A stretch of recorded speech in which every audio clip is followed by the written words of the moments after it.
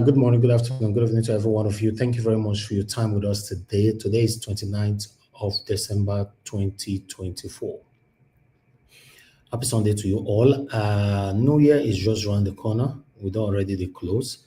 I appreciate you all, my people. Thank you very much, Mother of all Mommy Diaspora. Good evening to you, Mommy. Thank you very much for all that you do. I appreciate you always. Happy Sunday to you. Miracle B, Wisdom Lucky. Thank you very much, Mr. Johnson Emmanuel.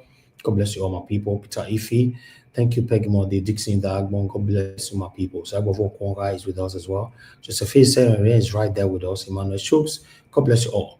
Thank you, Timmy Dibe. I can see you right there. Thank you very much. Olarawanju Adioso, thank you for joining us today. God bless you. Madarita in the building. Madarita, you are early today. This is good. Thank you very much. Good evening to you. Thank you very much. Joy Otaho.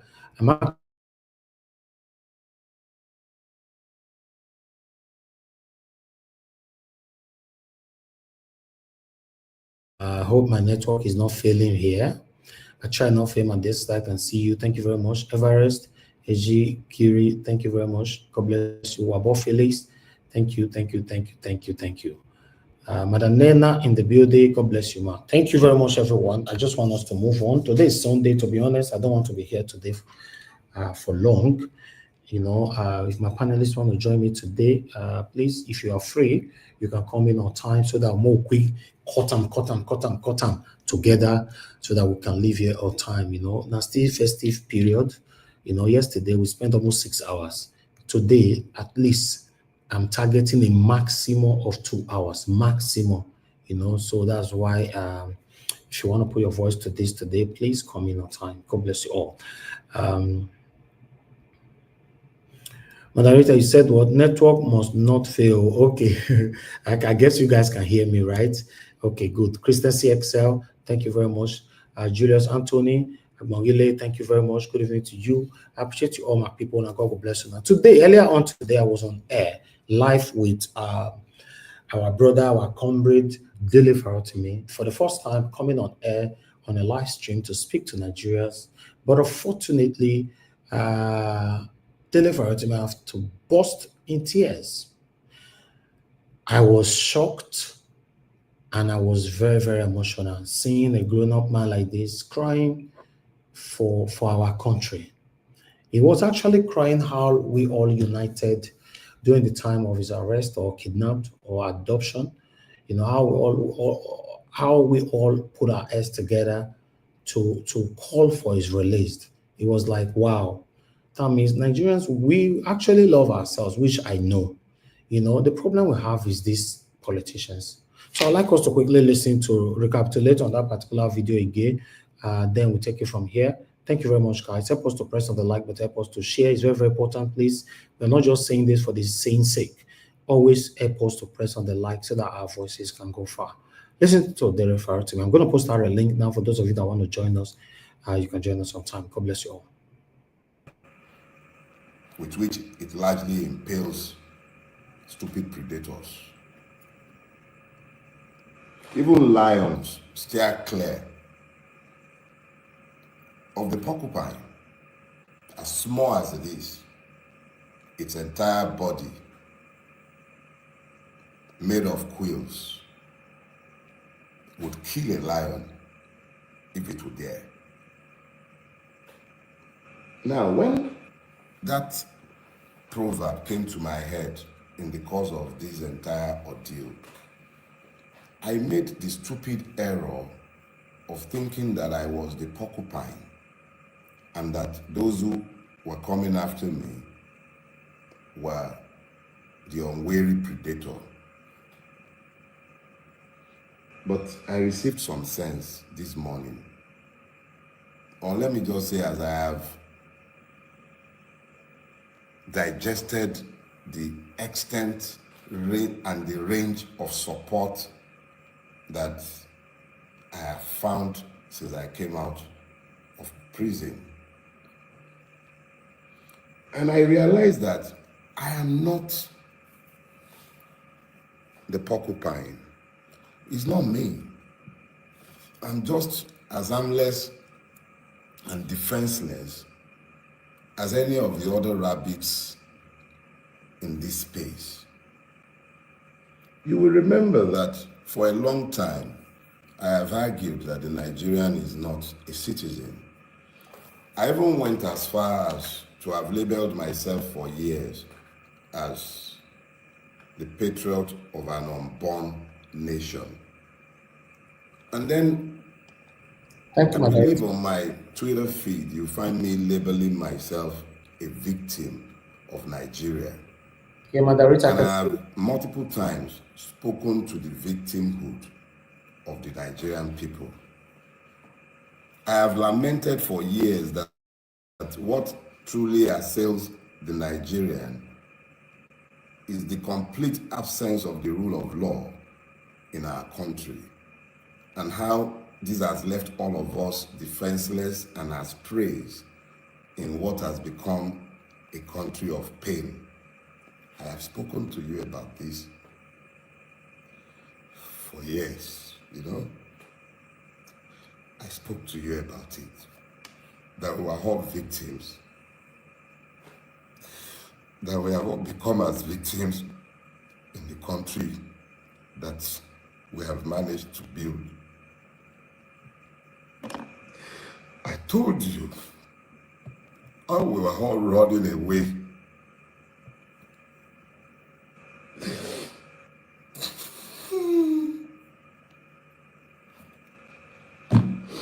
I told you how we were all running away from Nigeria because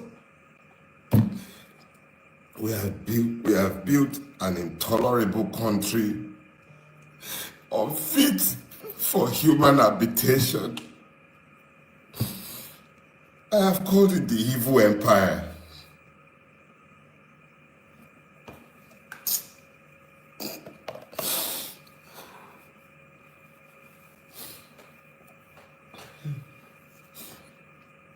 I have called it the evil empire.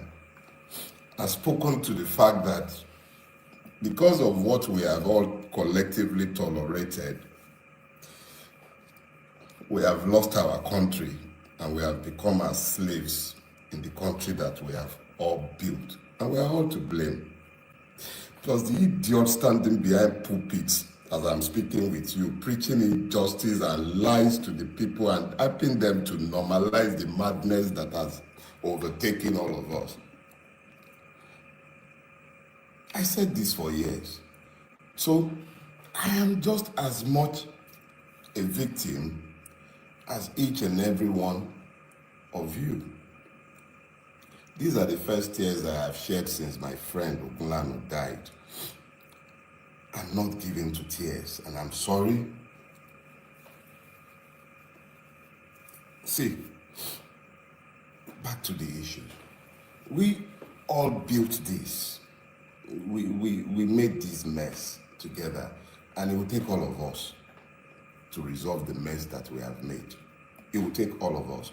Without all of us functioning as one, the way you found the grace to function as one in the last month, you all acted as one. It wasn't about being Christian, being Muslim. They divided us along too many lines. Damn! Damn!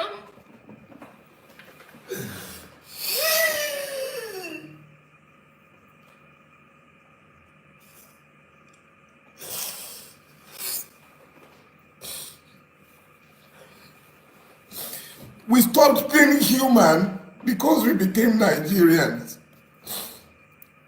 They divided us and we fell for it. Because you wouldn't see me as a Yoruba man, you spoke for me. Because you wouldn't see me as a Christian, you spoke for me. Because you spoke. Because you spoke. Because you spoke.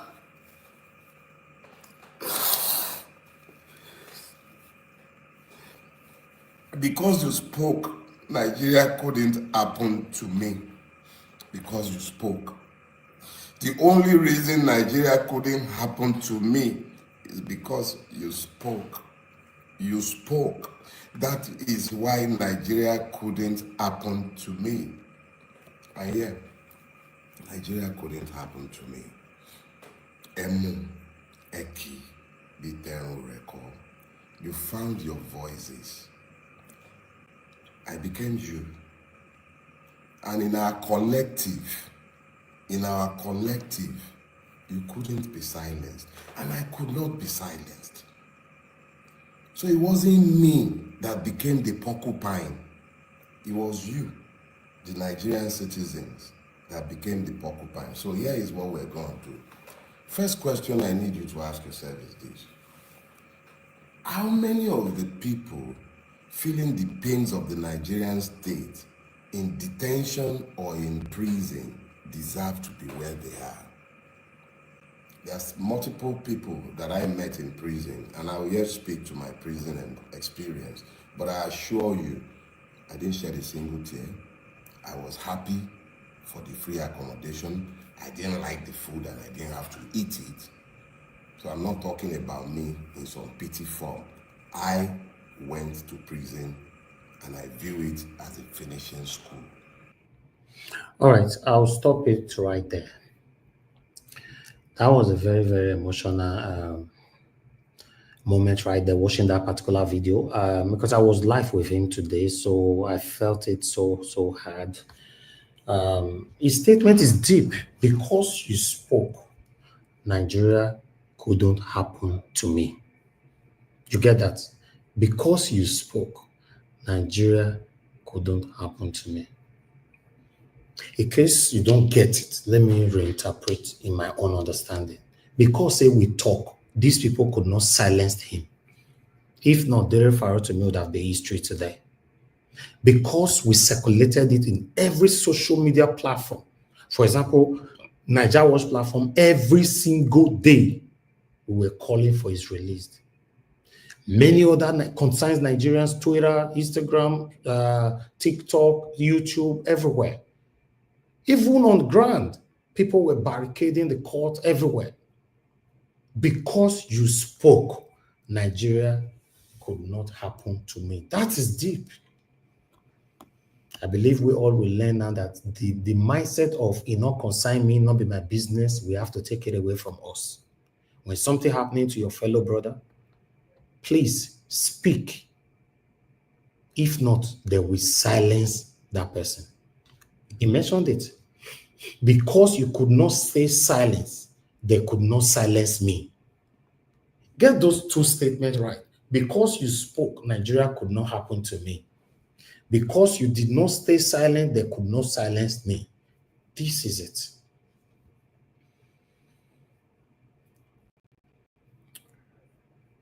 Anyway, let me quickly move to Edo State so that we can just start talking straight away. Thank you very much, my people. For those of you just coming in, I appreciate you all. Just do your part by helping us to press on the like and help us to share. Thank you. Let's listen to Comrade Tony Kabaka here, a video that is currently circulating, but I'm not sure when they did this particular video, but it's circulating everywhere right now. Is it new video or old video? Why is it circulating at this particular time? Let's listen to it. Then you are making trans. I'm seeing some comment. People say Kabaka betrayed. Wait till I don't suffer. Wait till I don't suffer for life for APC. May you repeat. May you inherit it. So you want me to just start crisis? Crisis where we do. When they say abandon us for Buhari government. You see, make I start again. You see, wait till I lost. If you lost her, you go they talk, they go for street. You go they craze, they go. You where they talk anyhow. Wait till me don't suffer for APC. If you see only you want, go they talk, they go. Okay. People where they talk that word, now my head I go kill you. Wait till I see na small. The one will now we see go pass now. Are we okay? Is Denko not APC? Why you people say Kabaka betray? I did not betray. I want to follow the party. Instruct party is supreme. If you don't know how to play politics, if you know say you get my fruit for us, go remove her. Man, fuck. Some people now will start to the fight one-on-one because if like say when I want to try me because of politics, are we okay? Now you want to tell me I want to play politics? You know what I don't see? I've seen a lot, my friend. I see day today now by God's grace. See my house. Come, see my house. Come, now show them. Go book you now. Where they talk anyhow. See now, bring on. This is AK. As my gate rubbish. This is AK for 7 bullet. 1, 2. Bring on. See how three. AK. See how. See how. You don't see how. One of the talk here. See how. Because politics, we'll go kill you. Now see start crisis again. They won't betide you people that are saying that. Say I betrayed. I do this. Are you okay? After primary, you break up and make up. What do you want to carry personal? My papa carry ball boss, I be my mama carry. You want to say I not try? What do you say make I do again? Can I do above myself? No. What I don't see since?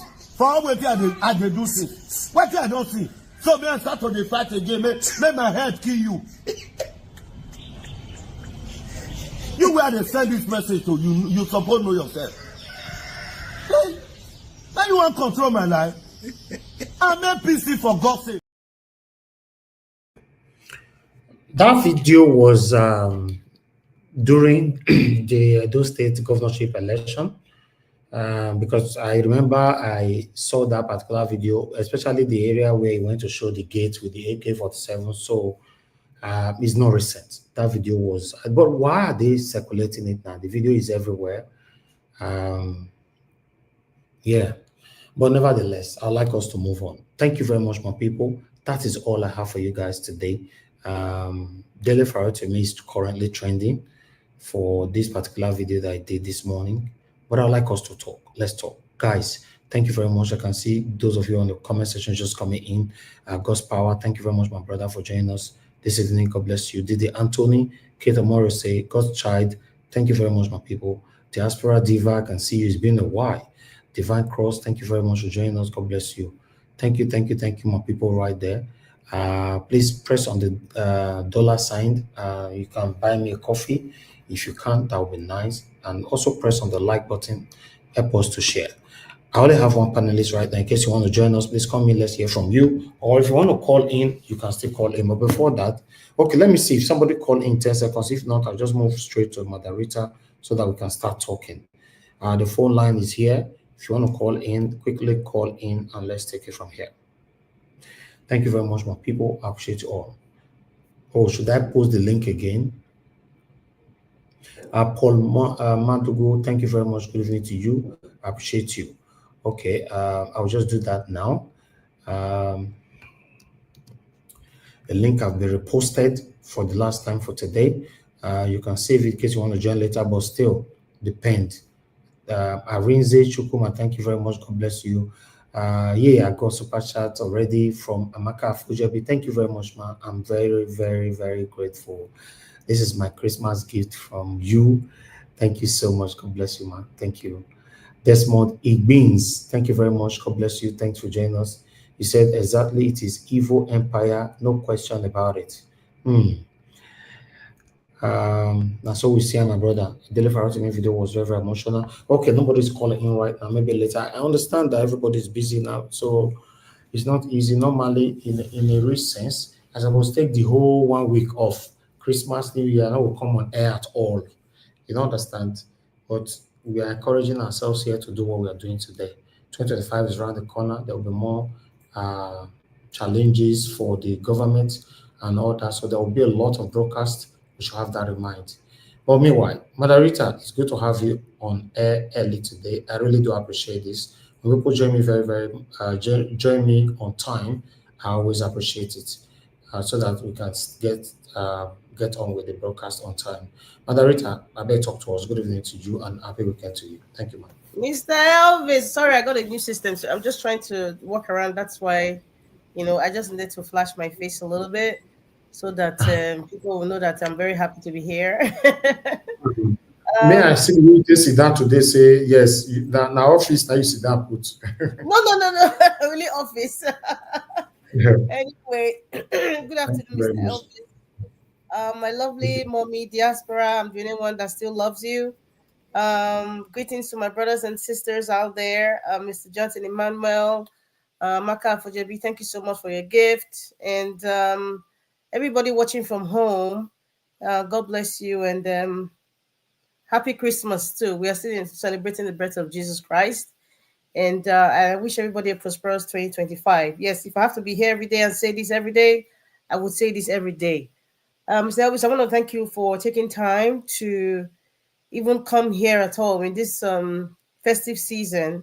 You know, a lot of people have shut down just to take a rest, but your dedication and your consistency, I pray that the Lord will continue to give you that strength of being consistent and being dedicated. And the fact that you come here every day, it means you love us and you care for us and you're telling us that we matter. And I want to say thank you, Mr. Elvis. Thank you. Thank you very much, Very, moderator. Appreciate you. Thank you, ma. and I also want to say that I'm very, very happy to be alone here. You know, I like to be the only one standing so that I don't have any distractors. So that you You can know, have time to pass your message, right? yes, I will say what I need to say. I hope those bad belly now they'll start scrambling. Please don't post anymore. I beg. It's just me and you. If today's my day, that'll be lovely. And anyway, I particularly watched. I was watching it live. Dele Farotimi speaking yesterday, and yeah, Mr. Elvis, I saw you there, and I watched me there, and I also saw Betty Akeredolu. That's the late former Ondo State Governor, Rotimi Akeredolu. His wife was there also watching, and I'm sure many other people, you know, a lot of people in Nigeria, important people as well, were also watching.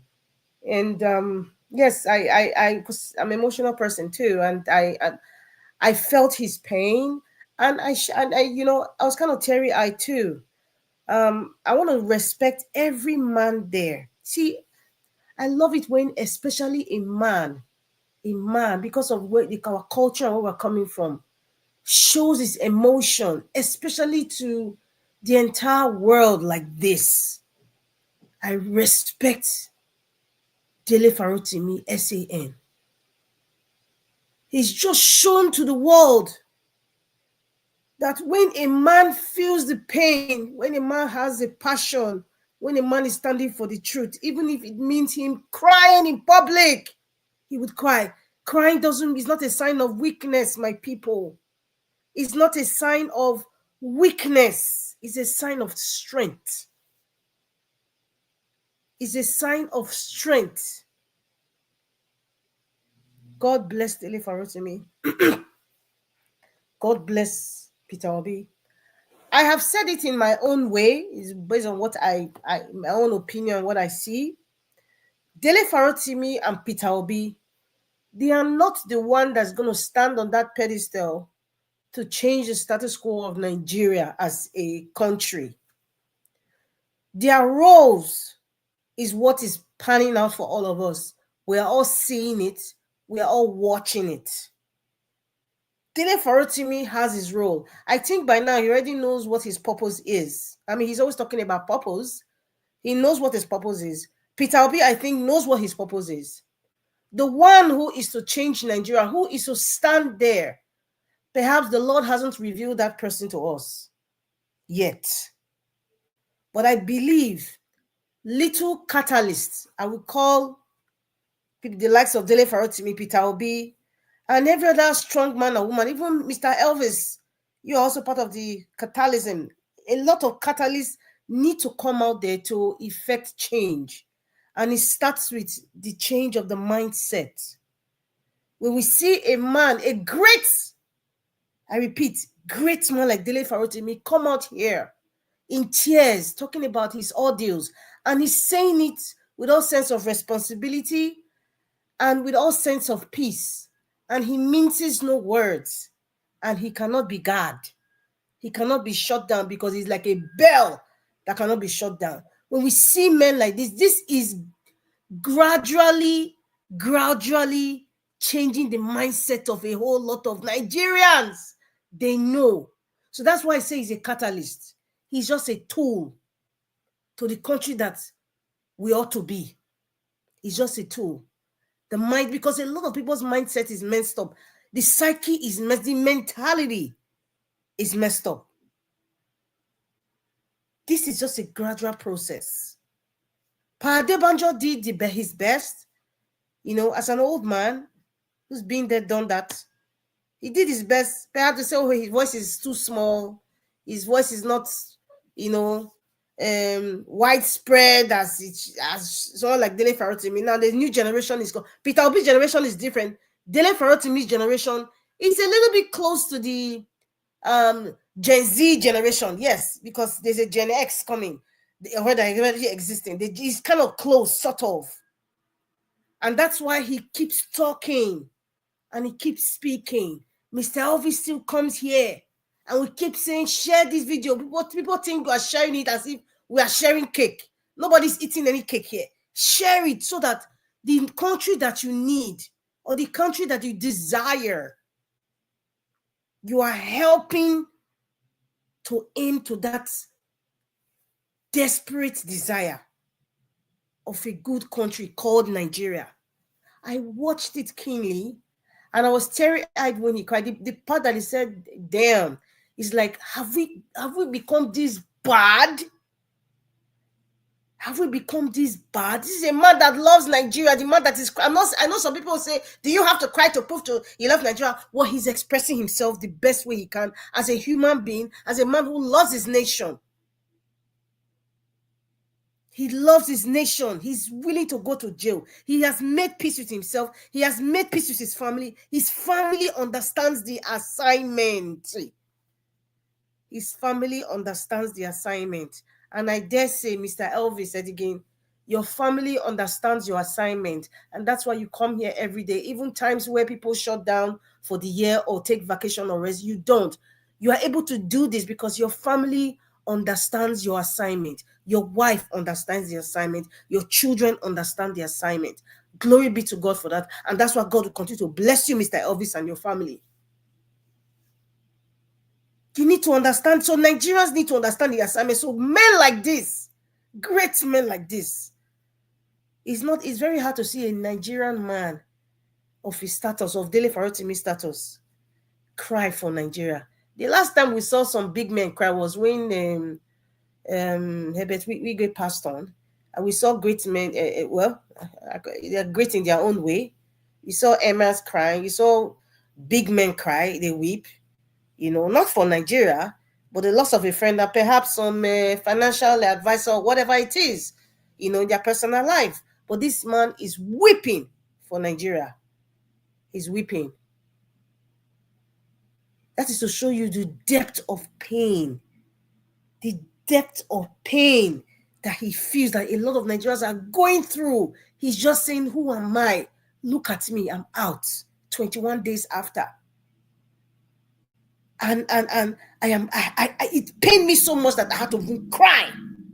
But however, one thing I was happy, said, I'm not crying that I'm sad. His tears was showing the depth of how degraded Nigeria has become, and we don't deserve it. In the face of injustice, when people are silent, injustice thrives.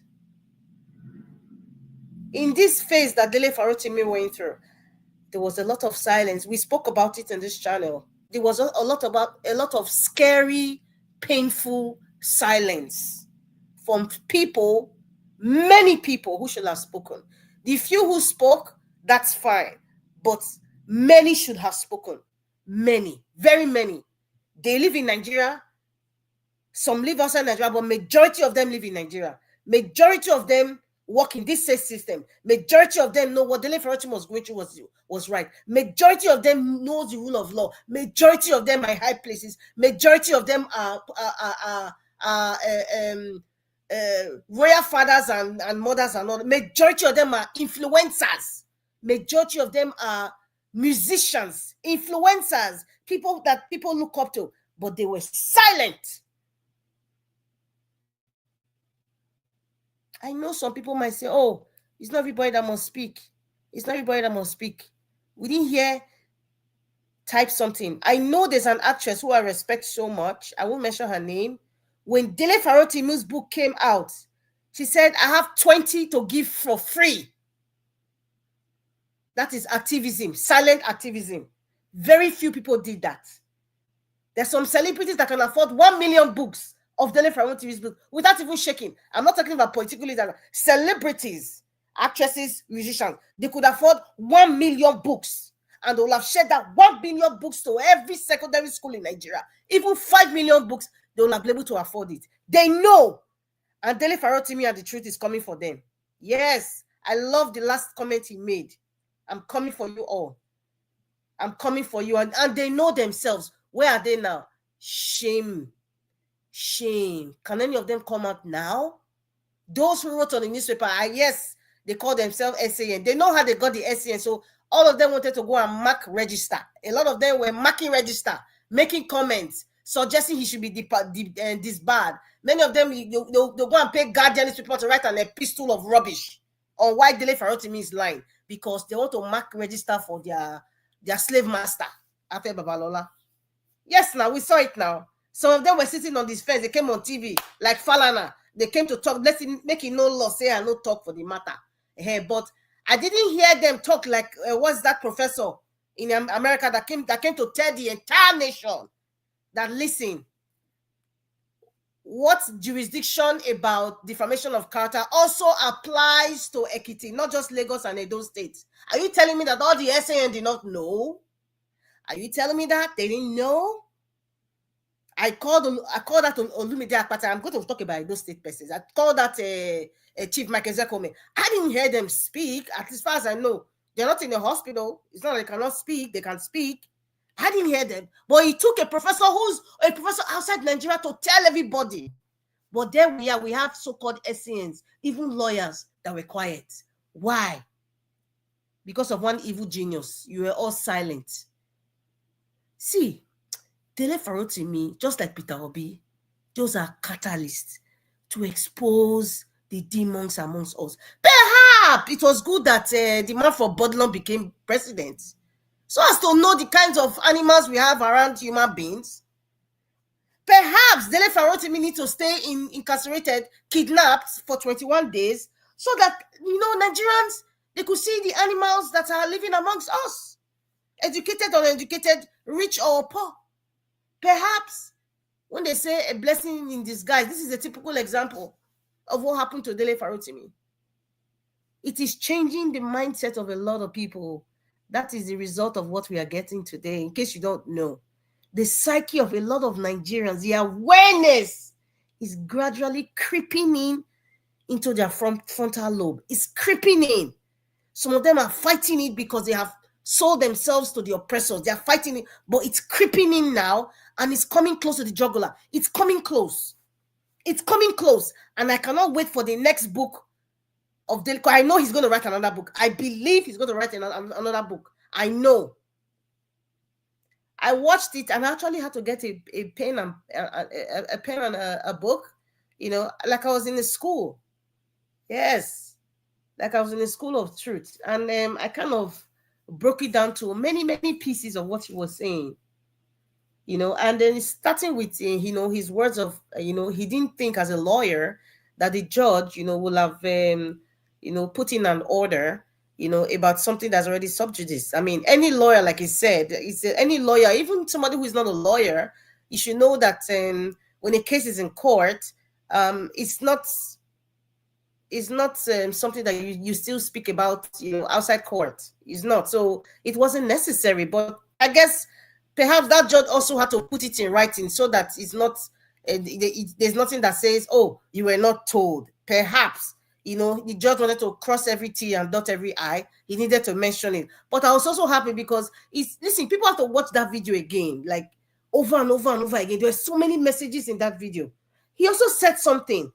If the judge had told him not to even speak at all, he will have disobeyed. Yes, he will have disobeyed. What does that tell you?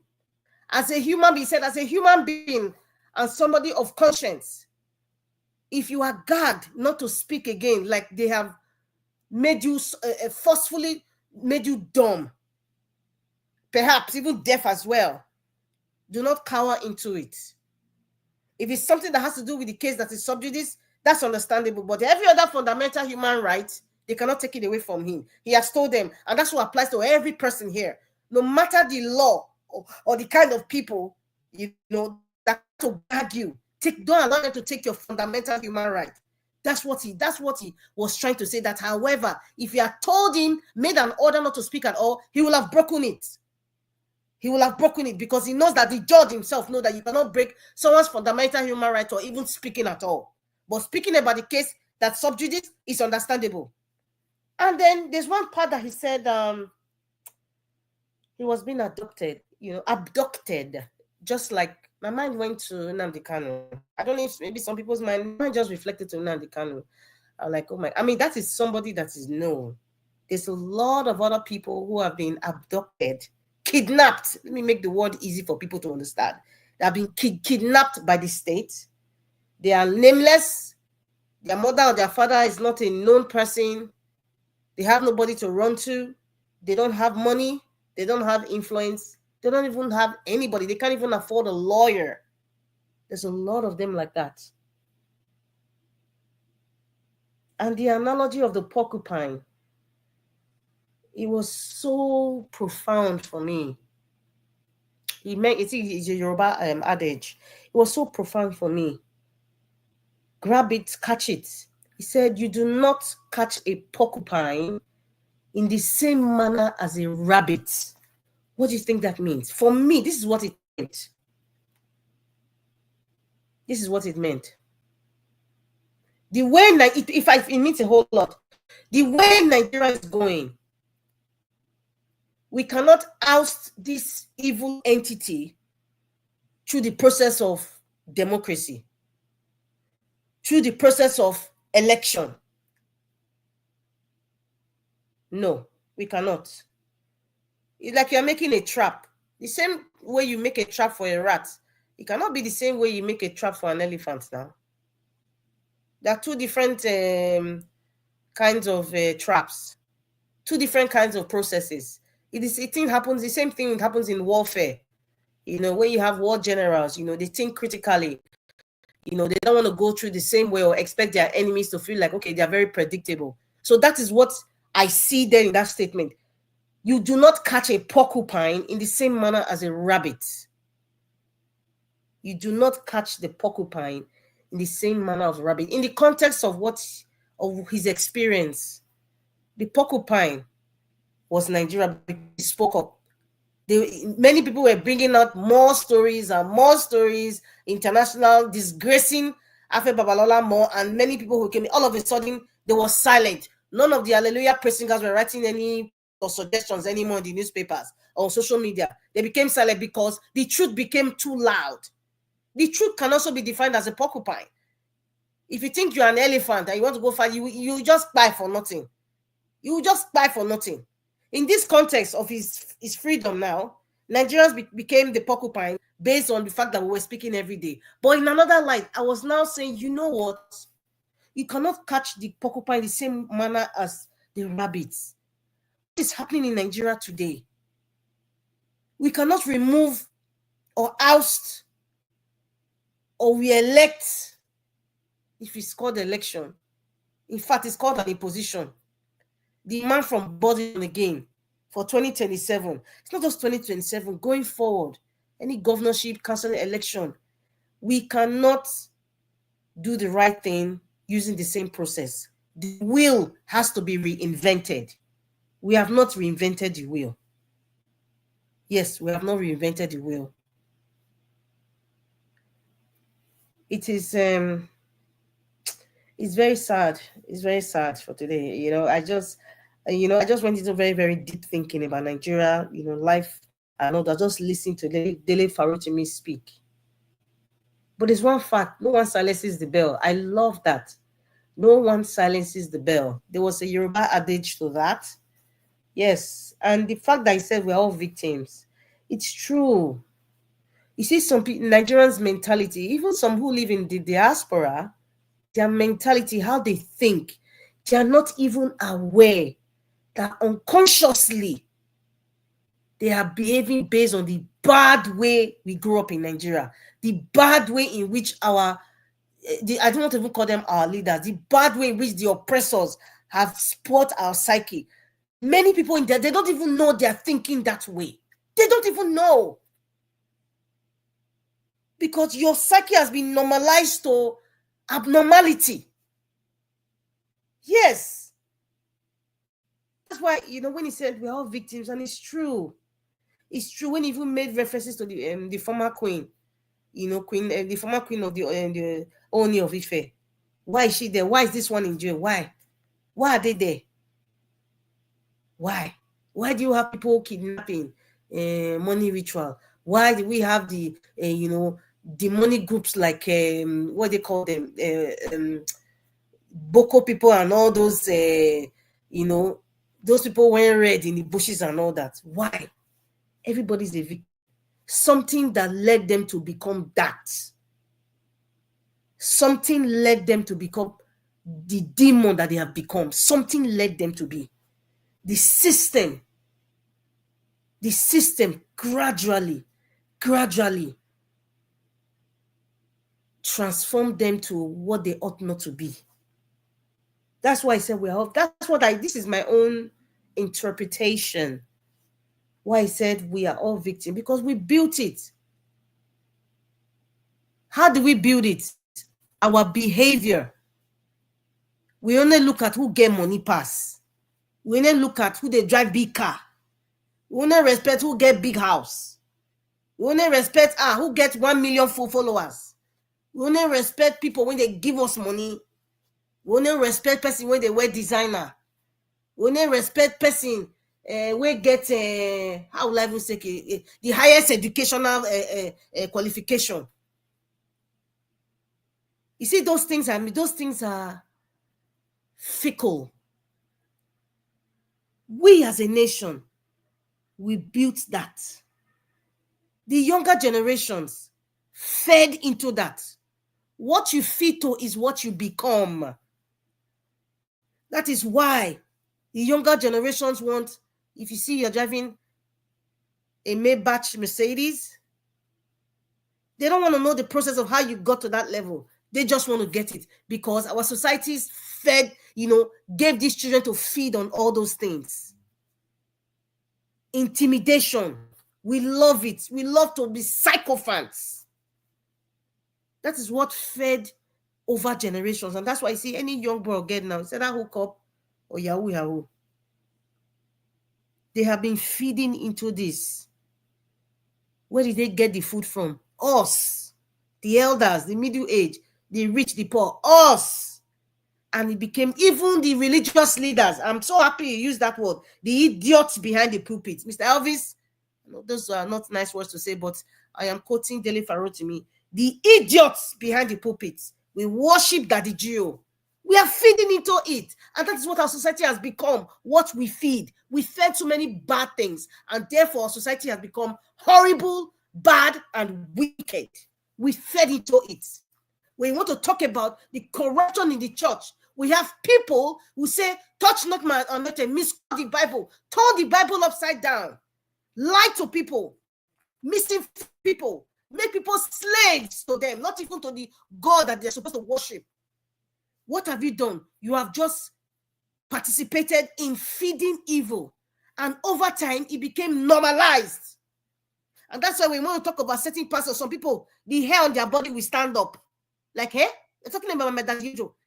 My daddy Joe. My papa. My mama. No. The hair, the follicle of your hair will stand up. You have just fed into gagging people. You have just fed into intimidation. You have just fed into worshiping another human being. And that is what our society has become. Because we have fed into bad things. Look at what Dele Farotimi experienced. Many people fell into it. The Hallelujah people started writing, he should be this bad. Many people started saying what he said was a lie. Many of them started saying, he's just a small fry. Those things, the youths are watching. They are seeing it. They are feeding into it. So when they grow up, they want to be oppressors too, because that's what they have been fed on, how to be an oppressor. The idiots behind the pulpit with millions of followers, lying, making abnormality normal, and they will clap up and they will stand and will say yes. Private jets, they will have all the security agencies protecting them and their children. Yet you don't even have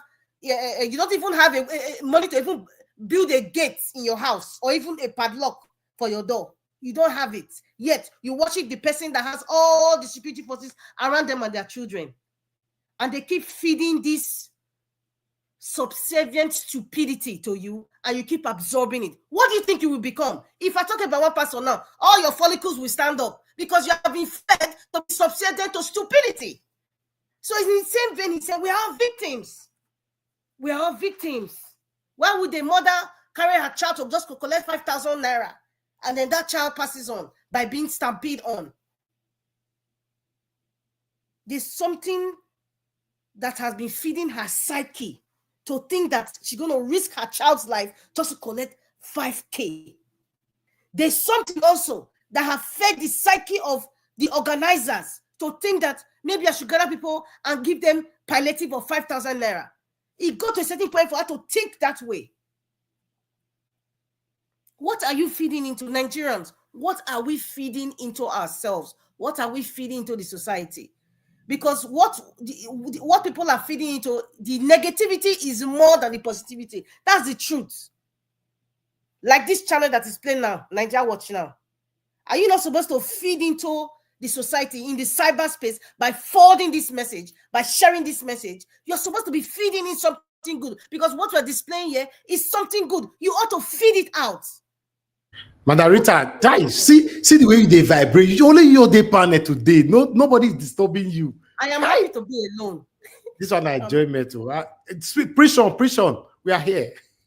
What do you feed into, my people? What do you feed into? Because what you feed into is what you become. That is the truth. It's not rocket science. If you had a baby, the baby is innocent. The baby doesn't know good and evil. The baby just knows how to be happy. Now, if you're a toxic person and you start to feed into anger to that child as that child is growing up, you start to feed in that, how to steal, how to lie, how to hurt people, how to fight people, how to beat people. That child will become something because you have fed negativity to that child. That's what I'm talking about. What are you feeding into? What are we feeding into the society? What are you feeding to your child? What are the youth of Nigeria today feeding into? They are feeding into so much intimidation, wickedness, selfishness, greed, demonic activities, because it's what the society has fed them. They have not fed anything good to them. If you bring a Nigerian child now, I'm using that because I'm a Nigerian. If you bring a Nigerian child now, a guy from the street, and you tell him steal this thing or go and do something bad. Bring a child from, let's say, Europe, for example. That child in Europe will tell you, no, it is wrong to steal it. And if I know if I steal it and I will go to jail, my father or mother will not save me. There's no judge and my parents will go and pay to save me. The child, but the Nigerian child understands the Nigerian system because it's what he has been fed to. He knows that, okay, my father is a big man. Even if I steal this and I get caught, somehow the courts will swindle it. They will change the law just to fit him. That is the truth. That is the truth. Dele Farotimi has been feeding us stuff. Peter Obi has been feeding us positive stuff, but because the negativity is so much, you don't want to even taste the good things. You have been so digested with so much bad thing in Nigeria that you don't even know that you're acting towards the bad thing. I just gave an example of church now. Church. I just gave an example of church. No matter the denomination, whether you're a Protestant or a Catholic, no matter where you are, subconsciously check yourself. What is the name of your pastor? If I call your pastor's name now, because you have been subconscious to feed, to worship this pastor, or to worship whatever it is that they're giving you, if I say anything negative, or if I even mention the name, the follicle on your body will stand up. Why are you talking to my daddy Joe? No, that is my mama. Instead of it to listen, take the criticism and say, you know what? It's not out of nature. This person is in pain. This person is complaining about something. Even if this is my daddy Joe, he has paid my children's school fees. He has given me a Christmas rice or whatever it is. However, he's not absolved from doing wrong to other people. Even if it means some sort of a disconnection or miscommunication, somebody has voiced it out. You should not cut that person's voice. That is my point. Because when you cut that person's voice, you are just fed into the society that I can cut you off because it's my daddy Joe. He cannot be questioned. He cannot be questioned. That's what you have just fed into. Same thing, we talk about governor, we talk about president, we talk about local government chairman. Some people say, How dare you talk about my daddy? He's a maton. Oh, this are the Osho Baba. Is this or that? You have just what are you just doing? Do you know what you're doing? You have just fed to the younger generation that you cannot question your leaders. You worship them. You support being oppressed.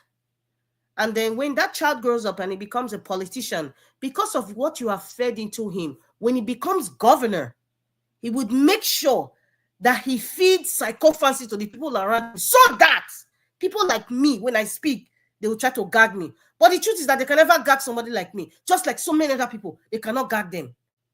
So we need the likes of Dele Farotimi coming out to the world passionately to cry about, is this the country I grew up in? What have we become? What kind of monster have we become? What kind of monster have we now normalized as a norm? That even great men do not speak anymore. The men who should have spoken are quiet. The influencers who should have spoken are quiet. Where we mention names like Fela or we mention names like Muhammad Ali, former Cassius Clay. It's easy for you to say Muhammad Ali is a great boxer. He's a great this, he's a great that. Do you know the history of that man? That man spoke. Do you know what they took from him as at that time? Being a sportsman, and you're signed up for, like, for example, Pepsi or Coke. They will strip you of everything that you are that's aligned with your name. He damned all the consequences and he spoke. Fast forward 30, 40 years after, his teammates, his sportsmen, his friends, they said that guy was brave because they couldn't do it. And they were ashamed. But the fact that they came out to admit it, it made them great men. The fact that it made them to understand when you're standing for something, when you're standing for the truth, don't think about the moment now. Don't think about the grandiose or the largesse you're going to get, if you don't speak. No, be prepared. See, Dele Farotimi, I see him as somebody who is physically and spiritually prepared for anything. Are you prepared? His family is prepared too. His wife is prepared. Are you prepared? Nigerians, are we prepared? It's not easy what Dele Farotimi. Many people, if they go to jail, under one day, they will fall sick. They'll say they have malaria or have stomach ulcer. Under one day. This guy stayed 21 days. He stayed 21 days. There was even time they even put handcuffs. They know that picture will be there forever. Dele Farotimi trying to embarrass the man. Jesus Christ was carrying the cross now. They stripped him almost half naked. They thought they were doing him, they tried to disgrace him. Yes. Stephen Biko. You guys see what? Patrice Mulumba. Please read your history of the Congo. Patrice Mulumba. Do you know how the video is there? It's on YouTube. Do you know how that man was humiliated? The great Patrice Mulumba of the Congo. Before he was taken down, they bundled him up like some ragtag on the streets. A great man like that. When you are standing for the truth, what they could do is try to disgrace you, intimidate you, embarrass you, strip you naked, put handcuffs on you, drag you like a piece of meat, like a cow. Because it's obvious that they're trying so hard to put down an endangered species. I was listening to something today, and I was inspired by what this woman said. She said, don't get tired that you become an endangered species. Don't get tired. Don't get tired that you become an endangered species. Mr. Elvis, I thought about you. I thought about so many things when he said that. Mr. Elvis is not tired. Every day he comes, even if he tells us he's tired, he's human. He expresses how he feels. Sometimes he needs date nights with his wife. And sometimes he needs date nights with his friends. Sometimes he needs date night even with his children. Sometimes he just needs date night even for himself. Just to chill. Just chill. He's not tired. He doesn't want to be an endangered species. Because an endangered species has a risk of being taken down forever. He's not tired. He comes here every day. Many people who call mommy diaspora. Oh, mommy, see why I say I love you. I'm the only one that loves you. Nobody can contest it at all. Mommy Diaspora is here, rain or sunshine. Sometimes I'm tired, come here to talk, to speak, somebody like, how is Mr. Elvis even doing it? Even just watching the screen. That's why I urge you to keep wearing your sunshades. It's actually endanger his eyes, watching the screen every day for hours. I can't do it. I cannot. He's not tired. He doesn't want to be an endangered species. It's the grace of God that Mr. Elvis comes here every day. Many people have not been here for weeks now. They are feeling joy somewhere with their family now. They can't be bothered. Or it's not like maybe they can't be. Maybe they're tired. They just want to have time. They don't want to talk. But Mr. Elvis is coming here. He has a family. He even has himself. He needs time for himself. Many of you need time from yourself. You want to shut down from everybody, where spouse, children. You just want to shut down and have time for yourself. Mr. Elvis does. He comes here. He refused to be tired. He refused to become an endangered species. God bless you, Mr. Elvis. Thank you so much. Thank you so much. I see some people have come into the show already. Yeah, so I'm not going to take so much time. No, you don't already take so much time. Thank you, madam. Thank you. Are you You even don't take. cutting me off, Mr. Elvis? I'm not even done. But I'm just Okay, going to pause for now because I see okay, some no people stress. complaining. And I just say, God bless you, Mr. Elvis, Thank and you very God much. bless Dele Farotimi. I'm still gonna talk more about him, but let me just give the floor to other people who are Yeah, here. for final submission, your 4 minutes, you talk that one later. Thank you Uh, very much. Yeah, later. okay. God bless you. Thank I you. really, if you like say don't tell you don't talk late side, you talk for more than 38 minutes. Are you Which is kidding good. me? Oh my Yeah, gosh. yeah, but it's a good thing. I like that. The other day I think it was Mr. Jonathan talked for so long as well. So yeah, sometimes because of the traffic, we don't have the time to pass around like that. Thank you Yeah, very I much. understand. Thank Thanks you. for your kind words about me all the time. It goes a Thank you long way. so much, Mr. Elvis. I should be saying thank you. We'll see. Thank you. Thank you Wese very much. Kakabo. Wese. All right, guys. I appreciate every one of you right there for your patience with us. We have it looks like it's a woman's word day on this panel because everybody on the panel is women, women, women, women. Thank you so much, my people. Thank you very much, Peggy. Monday, thank you. Ghost Child, Oriemi Abdul. God bless you all. Stella Afini, I can see you. Thank you. God bless you all. And I want to appreciate you, Amaka Fojabi, once again. Thank you very much for doing it again. God bless you, man. Thank you, Ghost Child. I really do appreciate you as well. God bless you. Thank you, guys. I would like us to move on. Mother Patricia is with us. We have Mama Esho as well. I'd like us to start with Mother Patricia. Mother Patricia, thank you very much, ma. Selogbe, good evening to you. Talk to us, ma. Good evening, Mr. Elvis. Ogbe Thank, Mabediao. thank you. Thank you. Yeah. Good evening, Mommy Diaspora. Good evening to all the panelists. Good evening, Nigeria Watch family and Nigerians at large. Yes, from wherever you are hearing me, please click on the like button and share as well. Use the dollar sign to, appreciate Mr. Elvis for all the hard work and passion and dedication that is putting into this, because really, really, it is not easy. It takes a person with a heart a heart of love to do what he's doing. So let's appreciate him. He's worth it. Thank you for heeding to that call. Mr. Ivis, thank you again. And I came in to actually congratulate you, especially on your on the achievement, the latest achievement which you showcased on the platform. I think I called in on the 25th or 20, was it 25th or 25th? Ah, yeah, it was 25th. I wasn't home. I told you I wasn't home. I made a call. So hence, I've been following, but I wasn't opportune to join.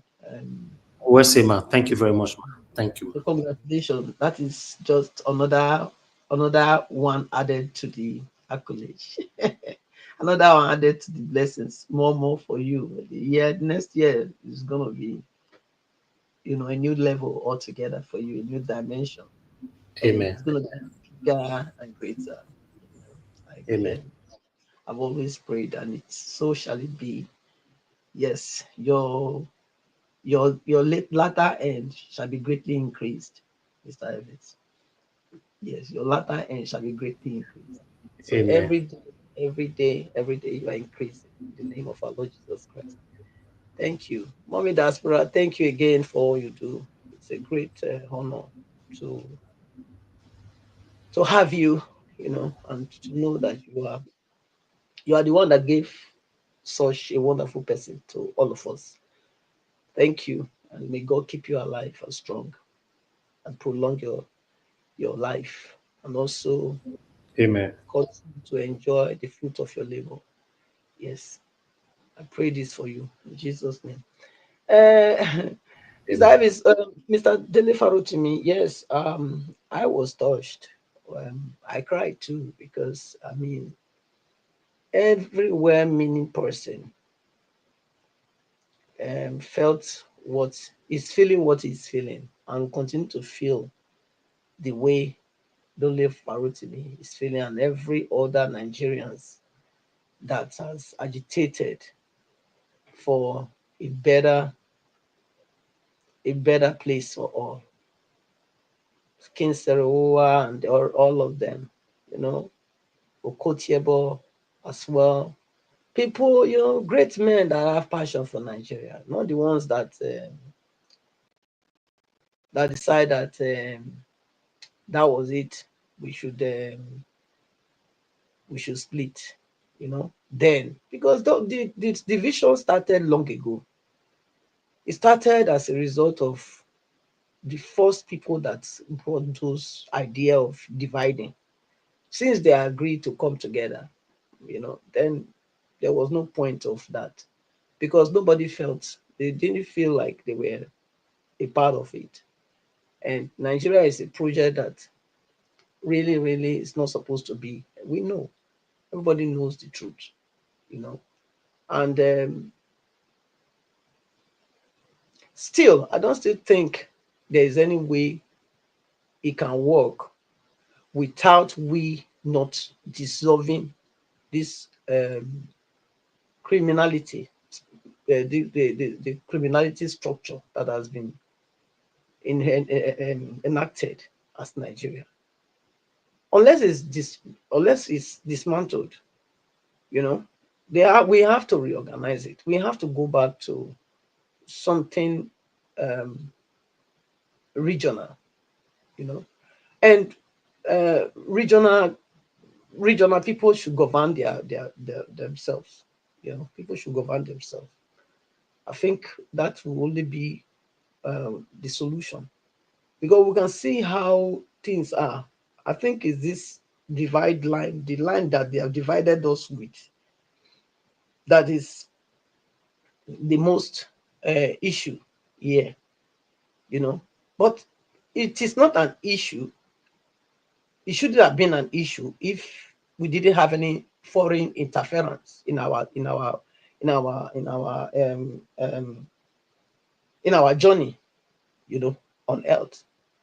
If we didn't have these people that came from somewhere else to come and tell us how to live our lives, I don't think we would have been in this quagmire or this dilemma or this problem that we are all facing. So since it is not working, me, I'm, I'm somebody that I don't tell myself a lie. I'm not delusional in my thinking. Something that has never worked for how many years? Let's say, okay, the amalgamation was done 1914. Hmm? Nigeria got independence 1960. We are in 2024. How many years is that? That's over 110 years. Yeah, all together, the amalgamation first, then the independence is how many years? 60. 1960 minus, that's how many years? 64. 64 years. And yet, there is no proof of any kind of advancement or achievement. What has Nigeria achieved as a country? What have they achieved? So for me, I think it's time people that are clamoring to keep Nigeria one should start having a rethink. You can keep Nigeria one, yes, if that is possible, yes, but let everybody administer themselves. So let's dissolve these states, collapse it again. Yeah, we should. Because you see, the more they are dividing the state, the more they are doing it, local government, state, this, that, that, that, that, that, the more the division, the more, the more the division, the more the division, and the more divided we are, the the longer it will take for anything to work. The longer it will take for anything to work. I believe that it is better, it's time. If Tinubu can bring back the regional, I think it will be better. Let the regions manage themselves. Let them manage their resources. Let everything Nigerians are doing be within their locality, their yes, their locality. Let it be within their locality. Let people that are coming from there handle their affairs. Let them handle their inland revenue, whatever they are bringing, their local government revenue, what they are bringing, let them manage it by themselves. They can do a better job. Because what we are seeing is people come, collect it from here, take it over there, and then they start to disperse. I mean, how does that work? You don't even know what I need. If you don't know my need, how can you meet my need? So it doesn't add up. It doesn't add up. To me, I think yes, Dele Farotimi is an example of somebody that um, wants to stop the division. They divided us. Yes, they divided us, and the division is what is causing the problem. Because after us, before the people came, Yibo came and did what they did. We were trading with one another. Definitely, we didn't see them as everybody, because everybody was managing themselves. They were independent. The tribes were independent on their own. They were doing whatever they were doing for themselves. So there were no trouble. There wasn't any trouble, no problem, because everybody was managing himself. Okay, we came now and say we want to bring everything together, and yet we don't relate the same. We don't eat the same food. We don't dress the same way. We don't speak the same language. We don't. I mean, I mean, it's just no. It's a joke. Let's be honest. We should go back to the drawing board and retrace our steps. That's what I have to say. And I'm still standing on that because I don't see how it's going to work. If we are going to think Nigeria will work in our time, it's high time we start thinking this way.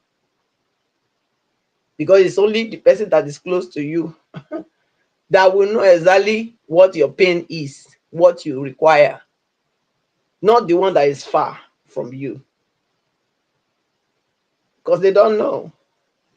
How can somebody that is you know, let's say, for example, you are in Lagos or you are in Abuja and you are the minister, you are a minister in Abuja, you're supposed to be, you suppose, yes, you are a lawmaker in Abuja or a minister in Abuja or whatever you are in Abuja, and you are supposed to be serving the people in your constituency. How? You don't even know what they need. You don't even know. So the local government autonomy is good, but they should give them even more powers. They should empower them more because the local government is there. It's your local government. Also, all those lawmakers, House of Assembly or what they call them, they should dissolve them. We don't need them. We don't need them. They should go back to their constituency and work there. They don't. The waste is too much. The waste. They don't have anything to offer than being a rubber stamp lawmakers. That's what they are doing there, as far as I'm concerned, if you ask me. So they are not meeting the need of the people because they don't wear their shoes. They don't know what they need. So for me, we should go back to the drawing board and see how we can get this right. Every one of us. Because Nigeria is not a nation. And everybody know that. And for we to be able to make it a nation, we must allow people to govern themselves the way it was. Maybe a year, then give some percentage to the center for the foreign affairs issues, you know. Yes. That's what I think can work. That's how we can see development, quicker development in that country. Apart from that, you can just forget it. It's not going to work. And if we can, I mean, now they say local government. Before we have something called Enogie, you know, we still have it, you know. Those days, of course, is the Enogies, you know, that would take care of their own locality when it was the Oba of Benin that was, you know, administrating the whole thing, the affair. The Enogie was the one doing the work in their locality. And then they report, you know, to the Oba what they have done and this and that. So it's like that. So I think that's the only thing that can work in that country, as far as I'm concerned. Not all these ones that they brought from, I don't know, you know, Agberos everywhere, criminals being into positions of power. how can we how can we allow that? It's not possible. So for me, Dele to me, yes, he said it the way it is. Said it the way it is. Is a concerned Nigeria. It's a concerned Nigeria. He wants Nigeria to work in his time, and we can see it. He's 57, according to him. Can imagine to be to be in the country you born, you never seen anything good from that country. You never enjoyed anything like uh, good infrastructure, you know. And you travel. I don't even know how these people feel. I don't know what heart they have. These people, these so-called people that are oppressing the rest of Nigerians. I don't know how they feel. They travel, they see other places the way they are, you know. Then they come back and continue in this trajectory. It's amazing what how they can live like that. I don't know.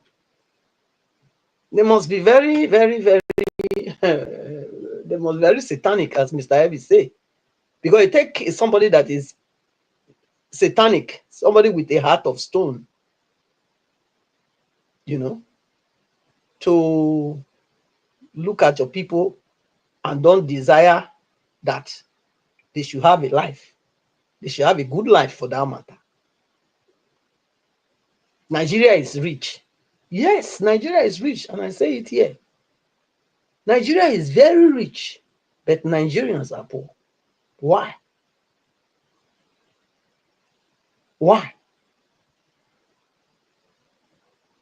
Nigeria is very rich, but Nigerians are poor because few people, a handful of people, has decided to steal all our patrimony, collective patrimony, and take it somewhere else. And they are still stealing, they are still looting. So I don't understand.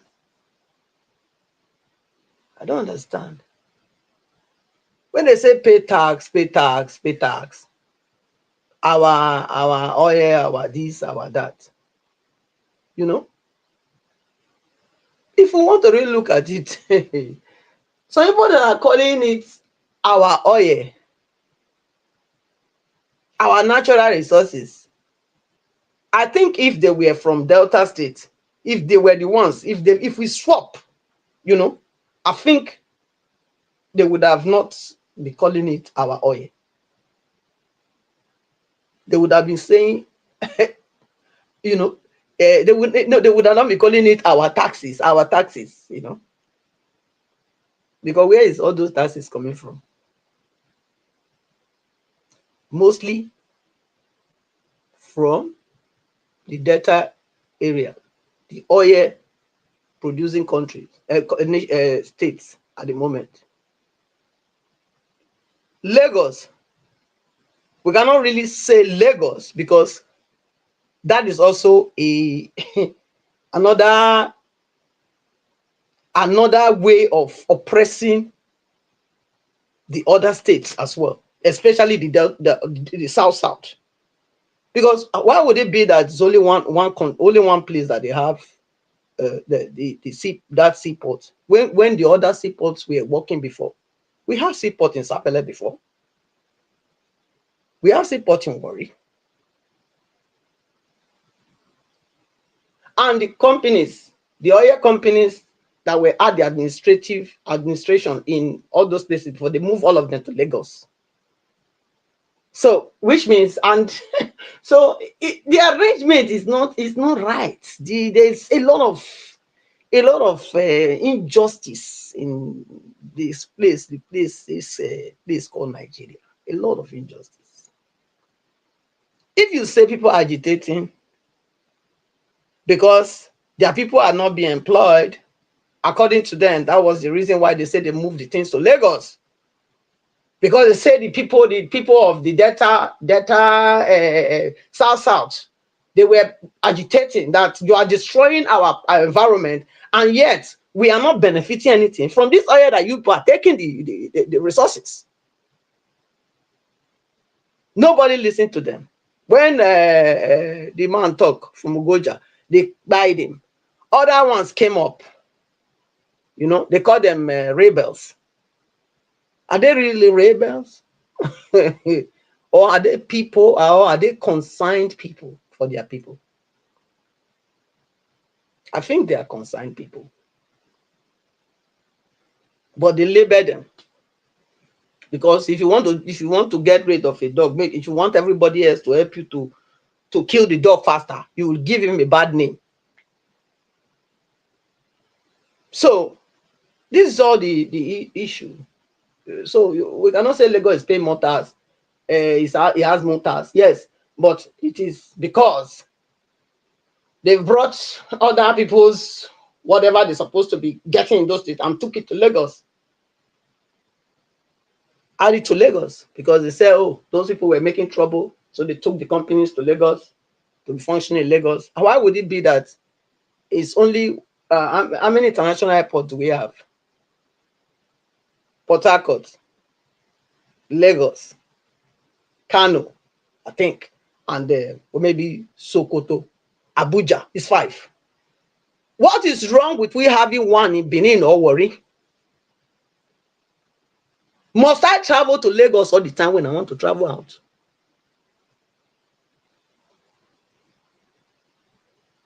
Must I? These are all the injustice that people are agitating over, and people will not see it. People will not see all these things. We'll talk about dance here, dance there. Must I stay in Lagos overnight to travel to my final destination when I go to Nigeria? Must I? Why can't I board a flight that is going to either Benin or to Warri from anywhere here that I will connect normally? Must I go to Port Harcourt? How long is Port Harcourt from Port Harcourt to Benin? It's almost like from Lagos to Benin. So what are we talking? Look, the marginalization is too much. The oppression is too much. We need to find a way to address all these issues. We really need to, because time is running out. Time is running out. Nigerians are not going to be patient forever. They are not going to be patient forever. The way we are talking, I think more and more people are talking, because before nobody say anything. Few people before. When Fela was crying, not many people were crying. No people, yeah, people believe Fela had a good vision for Nigeria, but not many people supported him. When they killed his mother and all those things, how many people came out to protest? Nobody. Because then Nigeria was still, people they've not understood the game then. But now it's clear. It's very clear that even a child now that is born, just like Madam Rita was saying now, that yeah, they can see the air of oppression all around them, and they see it, they hear it, they feel it. So they grow up. That is their mindset. That's the way they just grow up. It's sad that is what they've turned this beautiful place to.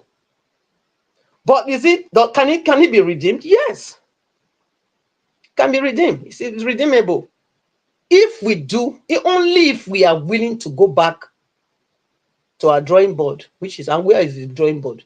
The way we used to be before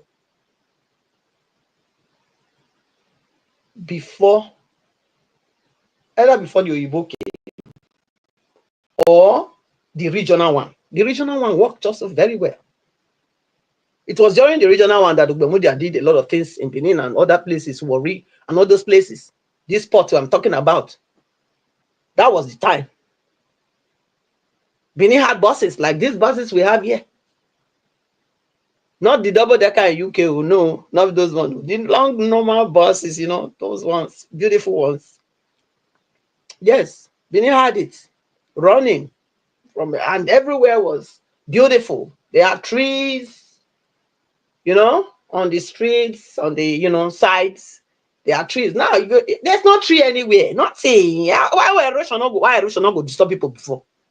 You just say the tree when it did that only for decoration. No, not only for beauty.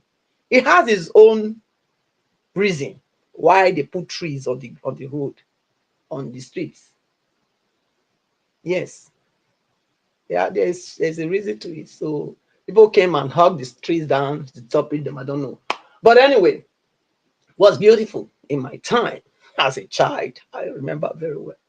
And we had pipe bomb water coming straight into the house. We had light, constant light. So, but now look at the whole mess. We had good roads. Hospitals were working. Schools were working. Why? Because the people leading you, they were right at your doorstep. You could hold them accountable. Not these ones that we don't know. They just come from anywhere. So it's a son to so, and that's it. Everybody clap for him or her. They stay okay. No, they must have track record. So, Mr.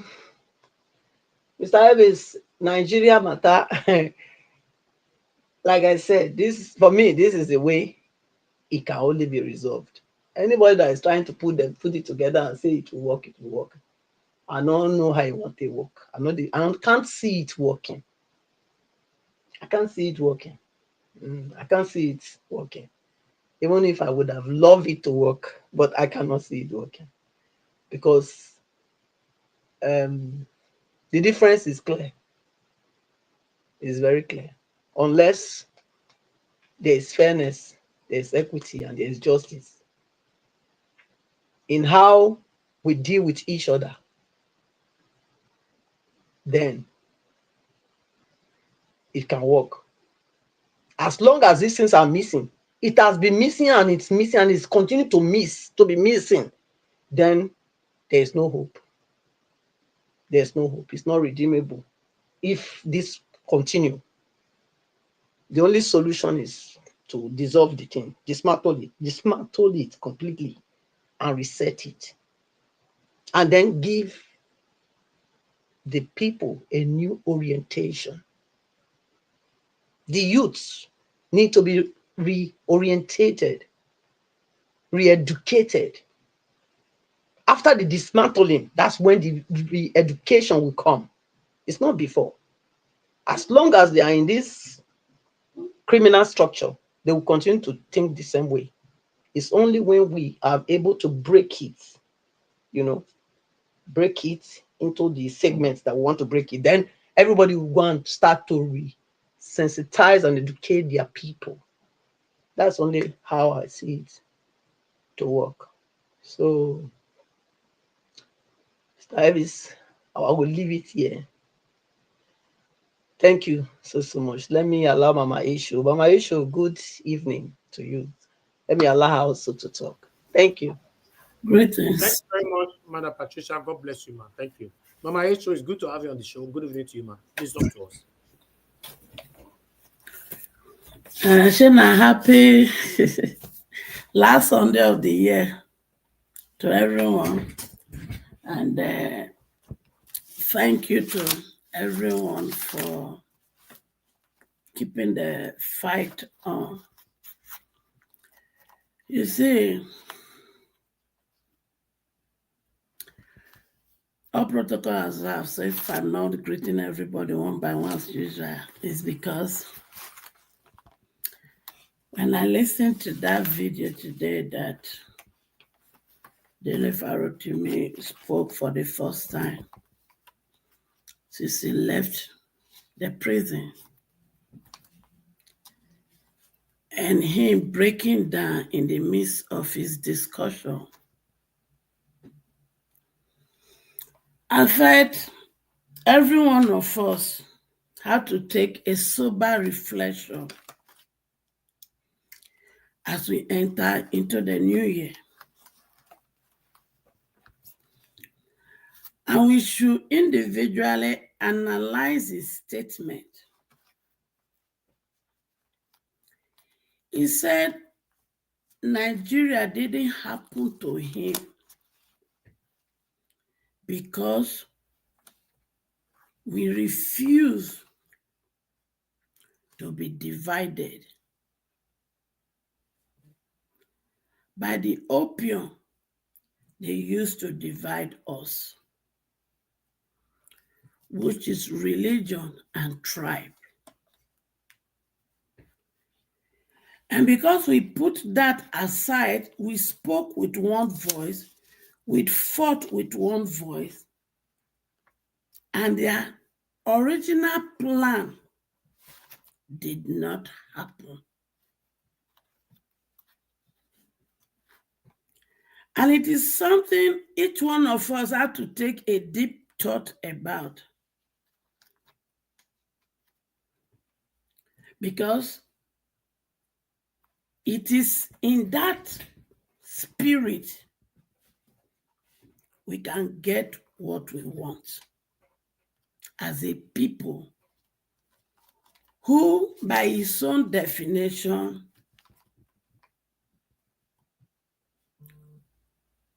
Nigeria, where we come from, some people have made us not to become citizens. And he said the first thing to do is for us to fight to become citizens first. Then we will have the opportunity to sit down and citizen to redefine our term of living together or dividing. So if we as a people,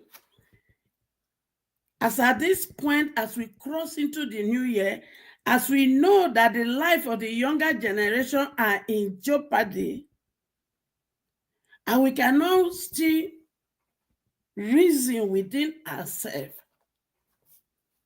that the division we are clamoring for is not going to be possible, since the country we are talking about is not a tuber of yam where each one of us will carry a knife to come and cut ourselves out.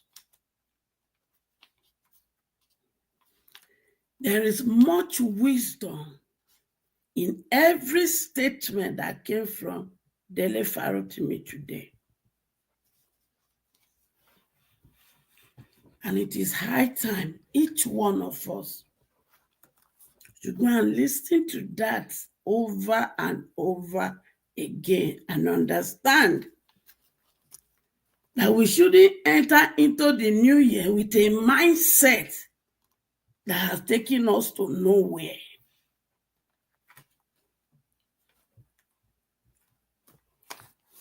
Because it is only when we have collectively rescued ourselves from the hands of the monster and the oppressors, it is only then we'll begin to think of living a better Nigeria for this younger generation and for our old age or a divided country. But if any of us is still going to enter 2025 and still follow the same drum they've beaten for us, and we're still going to be dancing that same music, we will go nowhere. And the time we are supposed to strategize and begin to plan and execute, we'll begin to still dance the same music. And before we know it, 2027 is in our face. So, for those of us clamoring for division,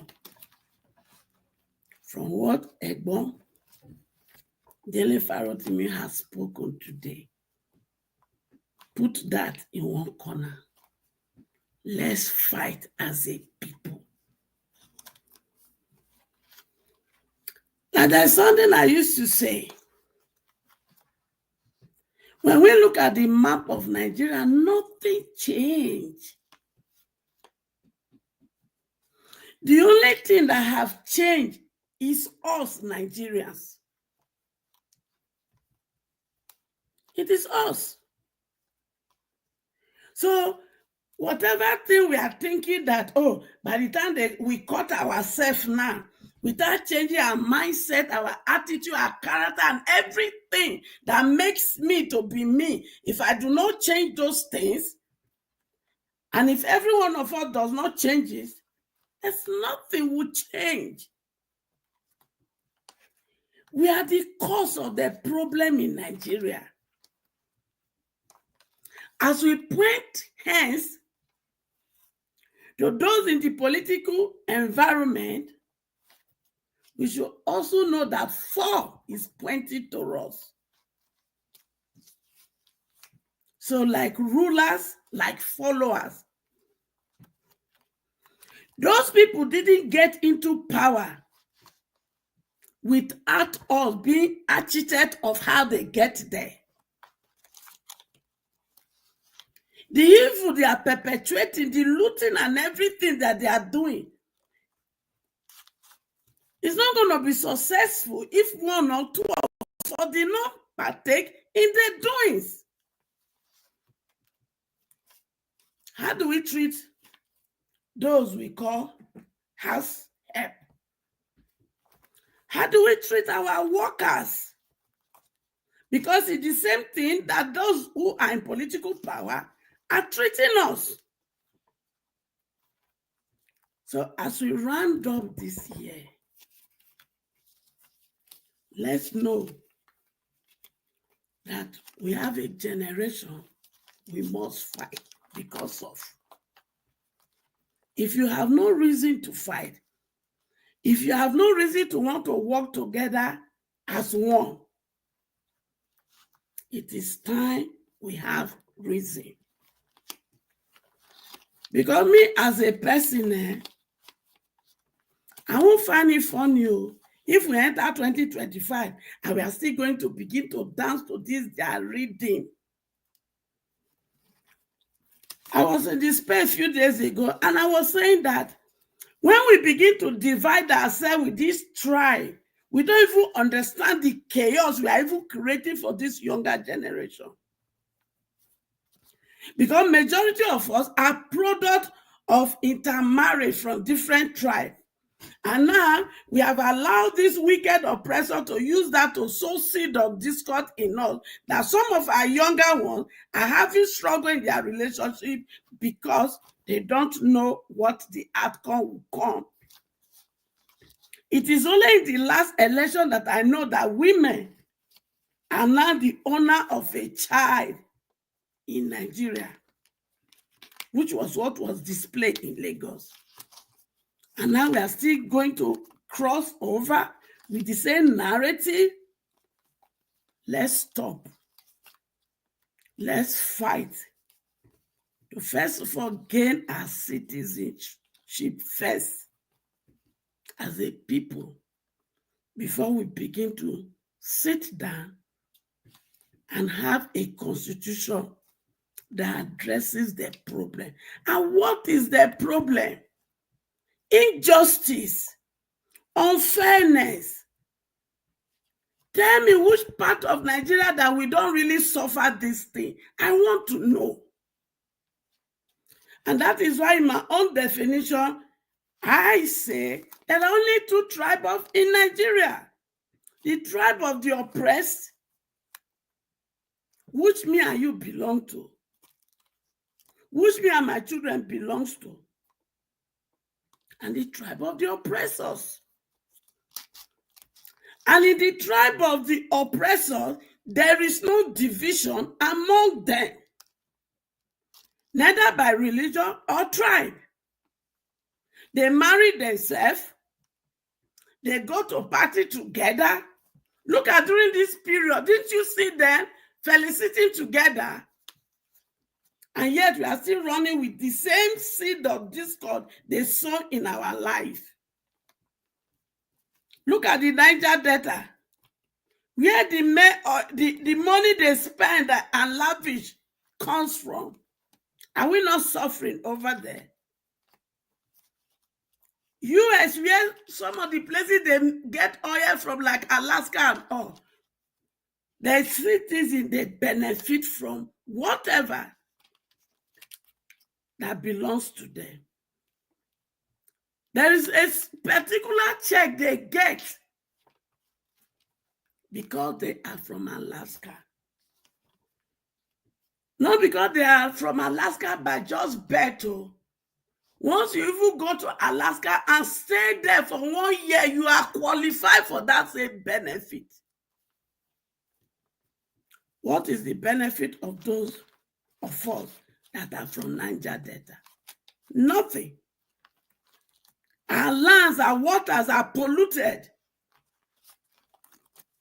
Look at what happened in Oklahoma community. And that is a community where crude oil comes from. So I want to appeal to every one of us. Let's fight collectively to rescue ourselves from the oppressors first.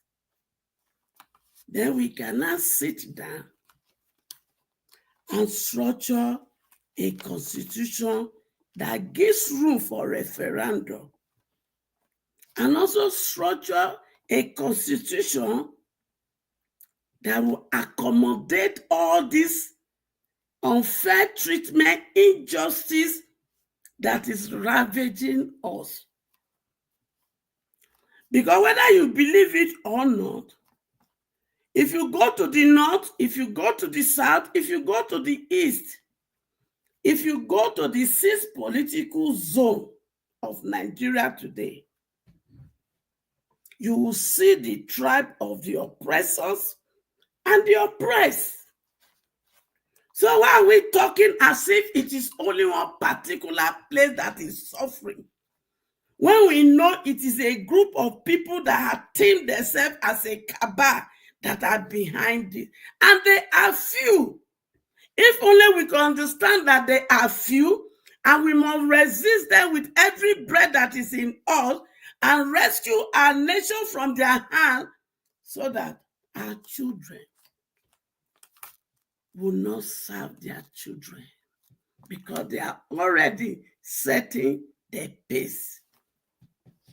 So Nigerians, if you know you belong to the tribe of the oppressed, which I belong, which my children belong, let's fight and claim our citizenship back. Thank you, and God bless us. Thank you, Mama Aisha. God bless you, ma. Thank you very much for that submission, and God will bless you. I appreciate you all, my people, for your wonderful time with us today, for your submission. Thank you. We are going to have our final submission right now. This time, we have to stick with our 4 minutes so we can round up the show. We're already the 2 hours that I proposed earlier on. And Rita, we are back to you again. Let's do 4 minutes with you, please. Thank you very much, ma'am. Thank you, Mr. Elvis. Thank you. I'm still going to refer back to Dele Farotimi's note. And I think Madam Patricia, first of all, sorry, I forgot to even mention Mama H.O., Merry Christmas and Happy 2025. Good evening, Ma. And Madam Patricia, Merry Christmas and a prosperous 2025. Yes, I'm going to refer back to Dele Farotimi because, he's the man of the moment. And I think Madam Patricia mentioned something and I actually wrote it down. When he said, they've divided us. They've divided us and we stop being humans because we decide to become Nigerians. For what I see, prior to 1914, this is my own interpretation of what he meant by that statement. They have divided us and we stop being humans because we decided to become Nigerians. Prior to 1914, we have the Northern Caliphate, we have the Benin Kingdom, we have the Duduwa Kingdom. Fine, we're kind of kingdoms. There was kingdoms in Nigeria, and before we were forced to become one nation in 1914. So since that forced marriage, we are ruling each other with hate, tribal division, religious division. It's like we're no longer human beings anymore. It's all about for my brother, for my tribe, for my brother, for my tribe, for my traditional ruler, or for my religion. That's just what's playing out. And in the process of doing it, we don't mind being traitors to ourselves with other countries, but it's just because of my tribe, my religion, my tribe, my religion. It has been playing out for a long time. In fact, I think since 1914, it has been playing out since then till now. I'm not going to go into Africa right now. This is just Nigeria. It has been playing out to date. It's just that now it has been amplified. It has either have a different face or a different name, but it's the same purpose. Divide us by tribe, divide us by religion. Even divide us by geographical location. Some people say, I'm from the South. This is for Niger Delta. This is for Middle Belt. It's sad. It's painful because this is not who we are. This is not who we are. I think we ought to become the porcupine that Dele Farotimi spoke about. And there's one thing that he said that really resonated with me. He said, what happens to the nameless ones who are unjustly imprisoned? The ones that we don't know. And I think that question actually goes to the justice system is speaking to there. Because you and I, we don't go to court every day. We don't go to the police station every day. So we might not even know the nameless ones. The security agencies and the judiciary, they know the nameless ones. They know the nameless ones who ought not to be in jail, who have been in jail unfairly.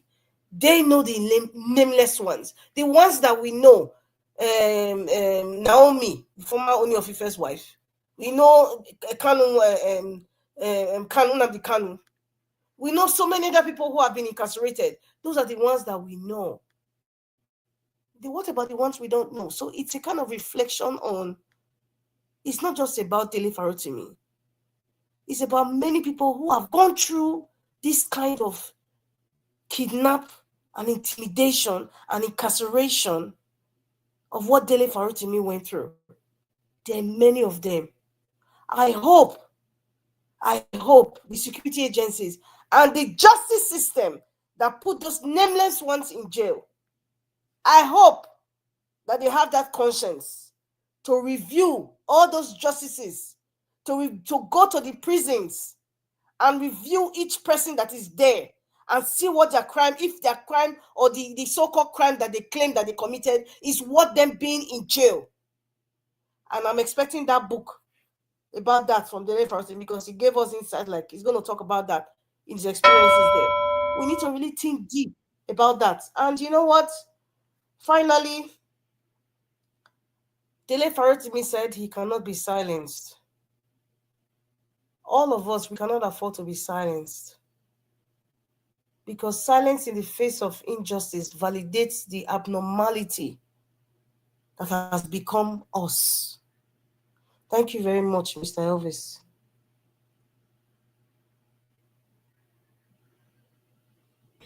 Okay, thank you very much, Mother Rita. I'm very, very grateful. God bless you, ma. Thank you for your time with us today.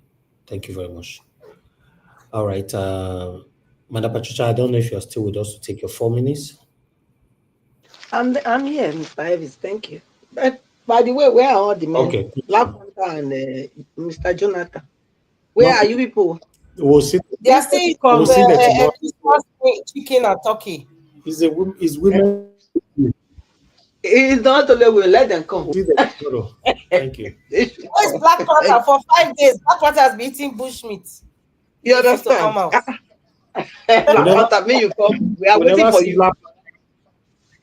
We never see Black Panther for the past 1 week, but Mr. Elvis, are you sure you just did not love celebrate the case on Christmas. Black Panther? Mr. Elvis, are you And sure you throw didn't away. love the game? It's possible. I don't see him. What about Mr. Alex? I've not heard of All him right. also for a while. Yes. Oh my God. No, Mr. Elvis, this is a very touchy experience, to see his tears. He's not crying because he's feeling pity for himself. He's crying for us all. You can see the passion Exactly. to which he tried to hold himself in, but he couldn't. He tried to hold himself. It's somebody that has been nursing this within him, He desired to see a new Nigeria. He really desire it. He really desire it. And to him, it's like, oh no. The more he press to see it, it looks like the further it's going. Hence, he called for that first for us to come together, so that we can eventually fight this monster. Yes, I'm agree to that. I'm not against we coming together to fight the monster off our shoulders or off our necks. I'm not against it, because that's the only way. But the other thing is that we also have to, if we are going together to have such execution, then we must also agree that after that, not that when we finish, we'll start changing minds. Oh, we don't fight the fight, win together. Now we can continue to be the same. You understand? We must put things on the ground, put things, rules and policies on table. What we are going to do. What is our goal? What is our aim? And afterward, what do we want to achieve from it? We must have those things, clearly defined before we go into it. Yes, it's very important, because I know what I'm saying, because this is how it looks like, that they always fall back to the usual, because when we come together to fight the fight and we win the fight, the aim is so that after that everybody can then put in a referendum peacefully and let us dissolve the thing. But if we say, okay, we fight them, after we fight them, not that after we fight them, people that we used to fight them, they will not sit again on the power and say that is it. So we have to define those things, those gray lines, make it very, very clear. And let them know that if that be the case, anybody can take them down. Yes, it's as simple. We have to agree on something. We cannot just move like people that are not having direction. We have to have direction of what we want to achieve to do that. Yes. Dele Farotimi, he's counted his cost, the cost of the course that is pursuing. When you are going to this kind of fight, you have to count your cost. You have to count your cost. There are people that don't count their cost before they go into a fight. And on the way, they turn back. And turning back make things worse. Like the answers. The answers, they didn't count their cost. I would dare say it. They didn't count their cost. Because if they really count their cost, they will not give up. Even if they want to buy everybody in Nigeria, they would have insisted on what they started the fight for to start with. The peaceful protest. Not be they come there, they come do knock some down. Not be everybody scatter. Not be like that now. Nothing works with that. Nothing can work with that. Because if that's the case, then every time you come out, they will come out again. They will do their thing. Everybody go enter house. That's how it just be. Nigerians, count your cost. Count it. Ask yourself, the life that I'm living now, is it worth living? Am I alive? Or am I a walking corpse? Ask yourself questions. Hope is good when you know where it's coming from. Yes. I mean, since you were born, you'll be hoping. You'll be hoping things will turn around for you. Some have hoped and hoped and hoped. They have gone to their grave, early grave. So make up your mind on what you want and go for it. And when you go for it, no turning back. Thank you, Mr. Ellis. Thank you very much, Mother Patricia. God bless you, ma. I appreciate you. Thank you so much. Mama Aisha, I don't know if you are still there with us. I'm here. Okay, thank you, man. Your 4 minutes. Thank you, man. Yeah, I think one of the things I want to re-echo again is the fact that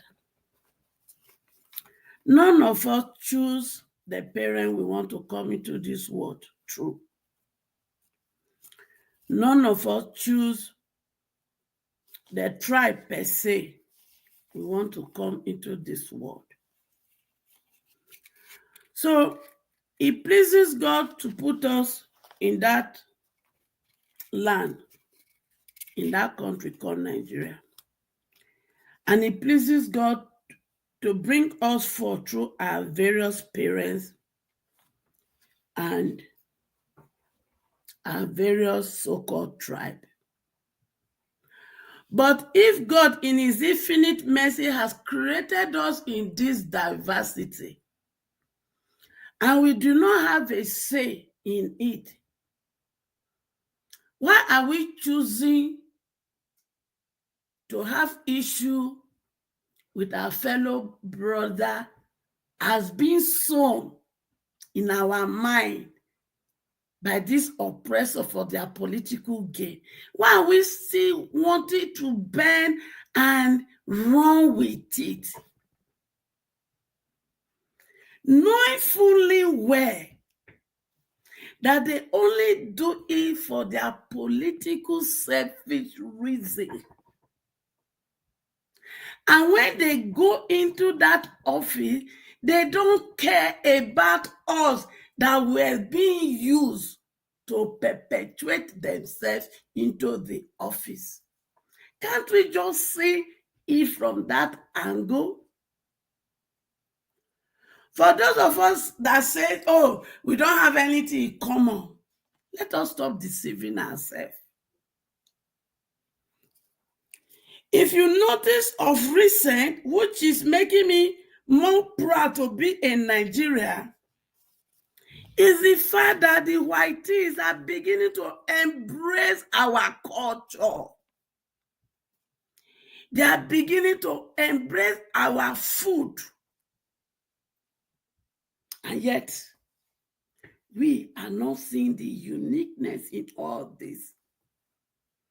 Just because some people who know that it is the only way for them to continue in power, remain in power, leave power for their children, is to make sure they separate you and I with tribe and religion. And they don't do it with empty hand. They make sure those in religious sector collect allegedly Ghana must go for them to execute this evil. And we no one get sense. I want to appeal to us. There is nothing wrong with us being a different tribe. There is only one color of red oil that flow through our vein, flow through us. Because if you take razor blade to slit yourself now, your red oil that will come out of you is not different from mine.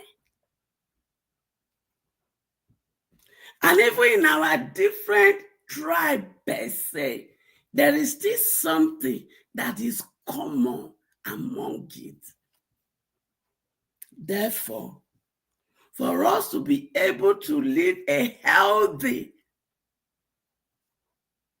society, nation, and children, we agree to fight as one. Thank you, and God bless us. All right, Mama Aisha, thank you very much, ma. God bless you. I appreciate you. Thank you very much, everyone right there. God bless you all. Thank you for your time with us. I would like to re-echo the names of those of you that super chatted us again. Amaka Fojebi, thank you very much, man. God bless you. God's child, thank you very much. I appreciate every one of you. We have our brother just coming late as we are rounding up. Oga Chris. Oga Chris, thank you, my brother. Good evening to you. Thanks for joining us on this broadcast. I be like say you want me, your voice must be on this particular broadcast. Because we're just rounding up. The last person you talk with final submission, I be this before. Yeah, Mr. Javas, good evening, sir. Thank you for letting me in, and happy Sunday to you and your wonderful family, and happy Sunday to the entire Niger Watch family.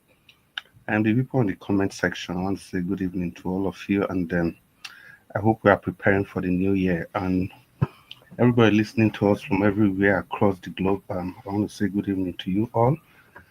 And Mommy Diaspora, thank you so much for what you do, and we appreciate everything that you do to ensure and that this broadcast is up and running every day. Thank you for your support on and off stage, and thank you so much. And the people on the panel, it's good to be with all of you this evening, and let me say I'm glad it's an opportunity for me to also add my voice to the discourse.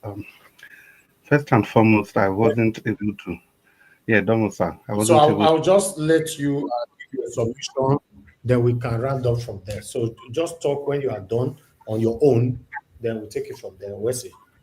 Okay.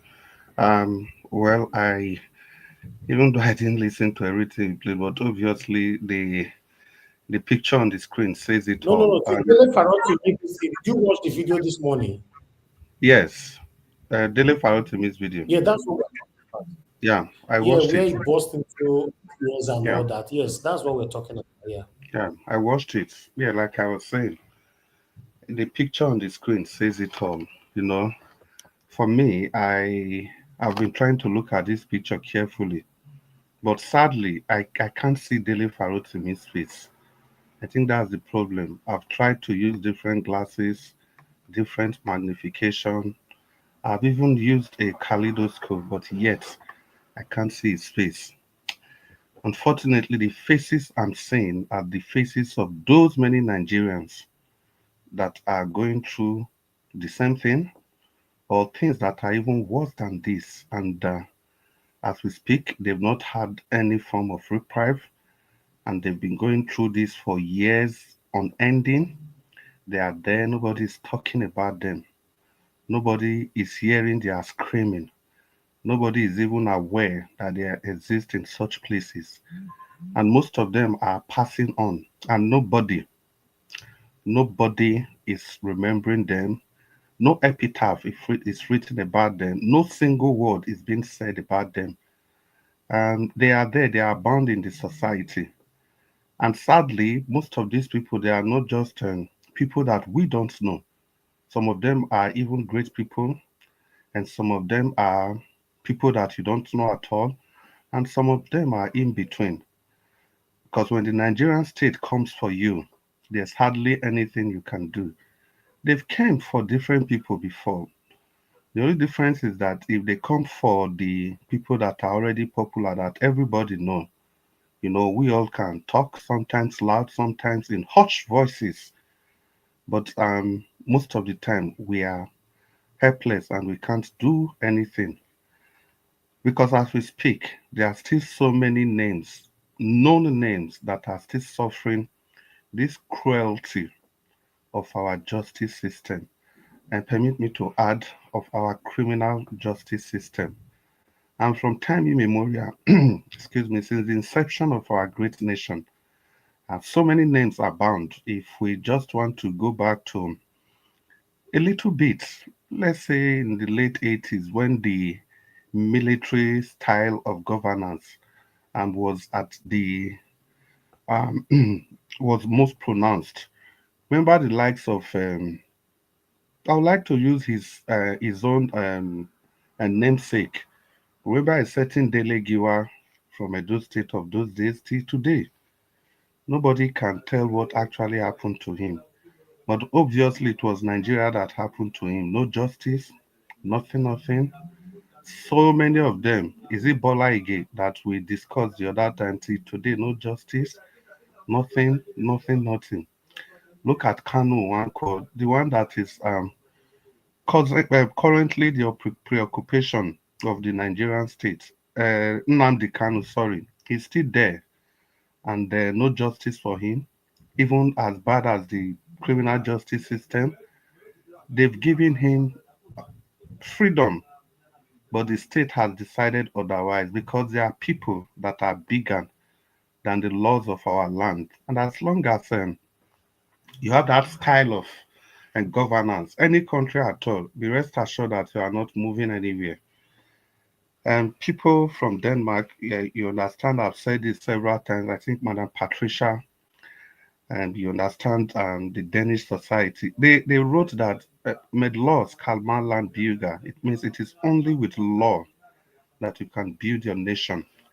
At the time, nations are built on the whims and caprices of the people in power. These are the kind of things that you get. That is why somebody, after a highly competitive election, somebody can wake up, national election for that matter, somebody can wake up, or a group of people, they can wake up and decide to switch off the beavers. Until today, nothing is being done about it. It's not just happening for the first time.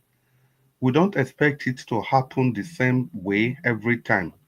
I think the beavers was also switched off in 1993 during the MKO Abiola's election because it was exactly the same thing. MKO Abiola clearly won the election, and just before, on the eve of the announcement of the final results, the beavers was switched off, allegedly by the military junta spearheaded by no other person that the evil genius, the Maradona.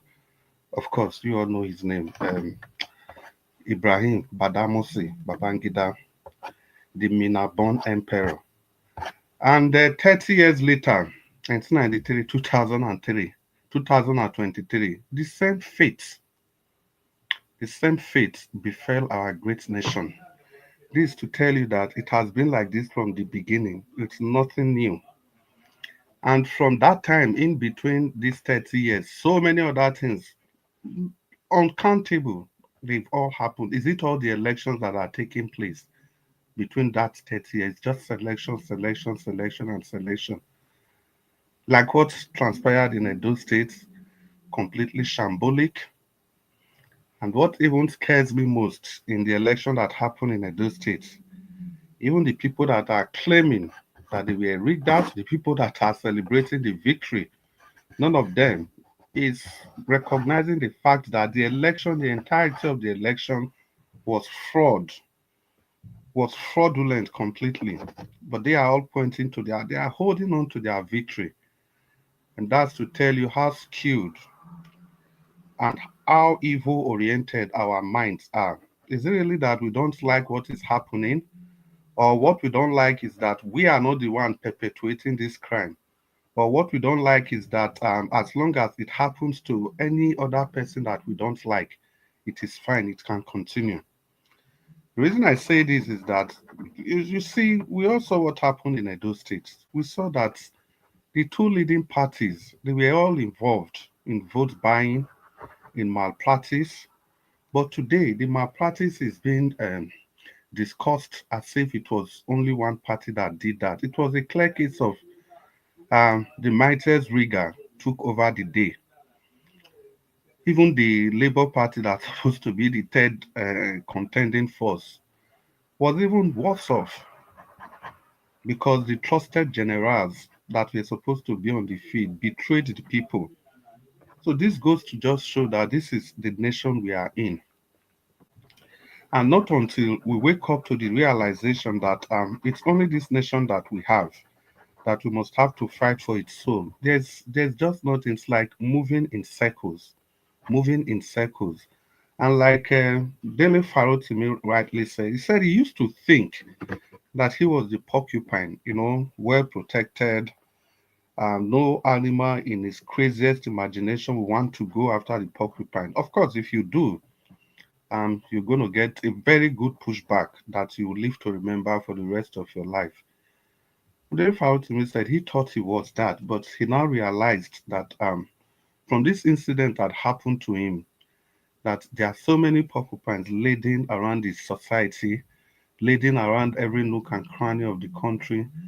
But the question is that all these porcupines have been divided with religion, ethnicity, and it was at that point Dele Farotimi busted out in tears because he can see clearly that this is not who we are, but the people in power, those that are bigger than the law, they've been able to, you know, I don't know, they've been able to divide us across ethnic line, religious line. But I want to ask myself the question, are they truly the ones that have been able to achieve this feat? Or we as a people, we have that inherent characteristics, we have that built in us? Is it just only about the leaders? Because it was at that point he busted out crying. Because if it is just only about the leaders, I've seen people make argument for something that is completely unbelievable, even when the leaders have not, even when these political leaders have not told them to do so. You've seen lame duck arguments. You've seen people supporting what is utterly shameful, what is utterly barbarish. But yet, we want to think that the leaders at every point in time are responsible for this. I don't think so. Look at the 8 years of President Muhammadu Buhari. Look at all the atrocities committed under that government. Look at what they did to freedom fighters. Look at what they did to the likes of Omoyele Sowore. For how many years they kept him incarcerated. And if you must remember, it wasn't justice that freed Omoyele Sowore. It wasn't the justice system. It was the power bigger than the nation. Because it will take a US senator and some political strongmen in the US to intervene. It wasn't just only Omoyele Sowore that was released. Let's not forget the National Security Advisor to Ebele Jonathan. What was his name again? That man from the north was also incarcerated, and in the total package, they had to free Showore, free that guy, and some other people because of the intervention of a higher authority, not the criminal justice system. Now, I'm using Omoyele Showore as a contact because he also represents the kind of fight that Dele Farotimi has been fighting for. So, the system is there, and the leaders are supporting the system. Some followers are also supporting the system. Omoyele Showore again, even while he was there, you had a lot of people on the streets. A lot of people on the streets. Some were saying, "I good for am. You know too much self. Only when you go dey face government. So waiting is he not go dey patient." Obviously, it wasn't the leaders that sent those kind of people to be making those kind of submission because it's completely uncalled for. I even know a lot of people queried him then. I go go why Nnamdi Kanu how dem two go meet wetin dem go talk for Dubai, United Arab Emirates. Are they not Nigerians? Don't they have the freedom of association any longer? Don't they? Of course they do. And we must all remember this. I've said it before, I'm going to say it again. That irrespective of whatever we do, irrespective of wherever we are, irrespective of how many passports we have, we must remember as long as you acquired those nationality, you will always remain a second class citizen in those nations. Even if you are not a second class citizen, but there is nothing like a nation that is yours. If I mean yours, I mean yours in every sense of responsibility. So, in moving forward, when I was just coming and when I was just joining the broadcast, Patricia was making a very solid submission. And I think I'll just piggyback on that. Because the question, she was like, the question is not coming together. We can come together like most of us are saying, let's come together and fight. But after that, after the fight, after the battle has been won, then what happens again? Then the people in power will immediately remember that they are from the north, they are from the southeast, they are from the southwest, and they are from the south, and they are from the north central. Then, if the appointments are coming, it becomes a thing of my people. Nobody thinks about the national ethos any longer. It is that time they remember their old uncle, their nephews, their nieces, their friends that were never part of the struggle. They start dishing out appointments to those people at the detriment of the well-being of the general society. And sadly, most of these people that they dish out these appointments to are not even qualified in the first place. The only qualification they had is that they are brothers, sisters, or friends, relatives, well-wishers of these people in power. A good example, in 2014, the whole nation, literally speaking, came together to ensure that Goodluck Ebele Jonathan would never get the second term. And yes, he actually lost, and Buhari and his people came to power. Immediately they came to power, what happened? Buhari sectionalized everything. Initially, the fight was that we must rescue Nigeria from the PDP. We must rescue Nigeria from Goodluck Jonathan. When Nigeria literally was now rescued, it was time to move the nation forward. Then the Buhari-led administration remembered that it is time to wake the ghost, to resuscitate the ghost of his brothers, sisters, friends, and well-wishers. Look at all his appointments from A to Z. It now became a matter of the inner caucus. Let's round up in 2 minutes. So, thank you. Okay, Mr. Nanjao. So it now became a matter of the inner caucus of the of the CPC. Because let's not forget, the APC is the conglomerate of CPC, AD, ACN, and the other mushroom political parties. And the Buhari just shared the appointment only with the people of CPC and gave one or two to other political parties that joined in that alliance, not giving credence to the fact that they all came together to fight to rescue the nation. I just made that example because of the submission of Madam Patricia. Well, my time is up, ladies and gentlemen. It's another time to be with all of you. Mr. Nanjaros, thank you for giving me the long opportunity to talk to Nigerians and to add my voice to this. In closing, I want to say this. There is a Dele Farotimi in every street of the nation. Ladies and gentlemen, boys and girls, good evening. Thank you, sir. Thank you, my dear brother. Appreciate you. Thank you so much for all that you do. Thanks for coming in to put a voice to this today. God bless you. I appreciate every one of you that put a voice to this. Madam Rita, thank you very much. Madam Patricia Tagojimi, Mama H.O., God bless you all now. I'm very, very grateful. Thank you so much, my people. Those of you that supported Dr. Maka Fujebe, God's child, God bless you once again. Thank you so much. Mother of all Mommy Diaspora, thank you very much, Mommy, for all that you do. Thanks for being there with us today. We appreciate you. Thank you so much, Tony Africa, Michael Abba, then we have Madam Ahmed Bright, Mike Akinbari, Stella Imasevedo, and many others. Thank you so much, James Men. Thank you very much, Peggy Modi, and many others. We've come to the end of this broadcast. I'll see you guys again tomorrow. Fingers crossed, 7 p.m. Nigerian time. We continue from where we stop. Happy New Year in advance, every one of you. Thank you so much. Now God bless you. Now, my people, we're gonna have a good night and bye for now.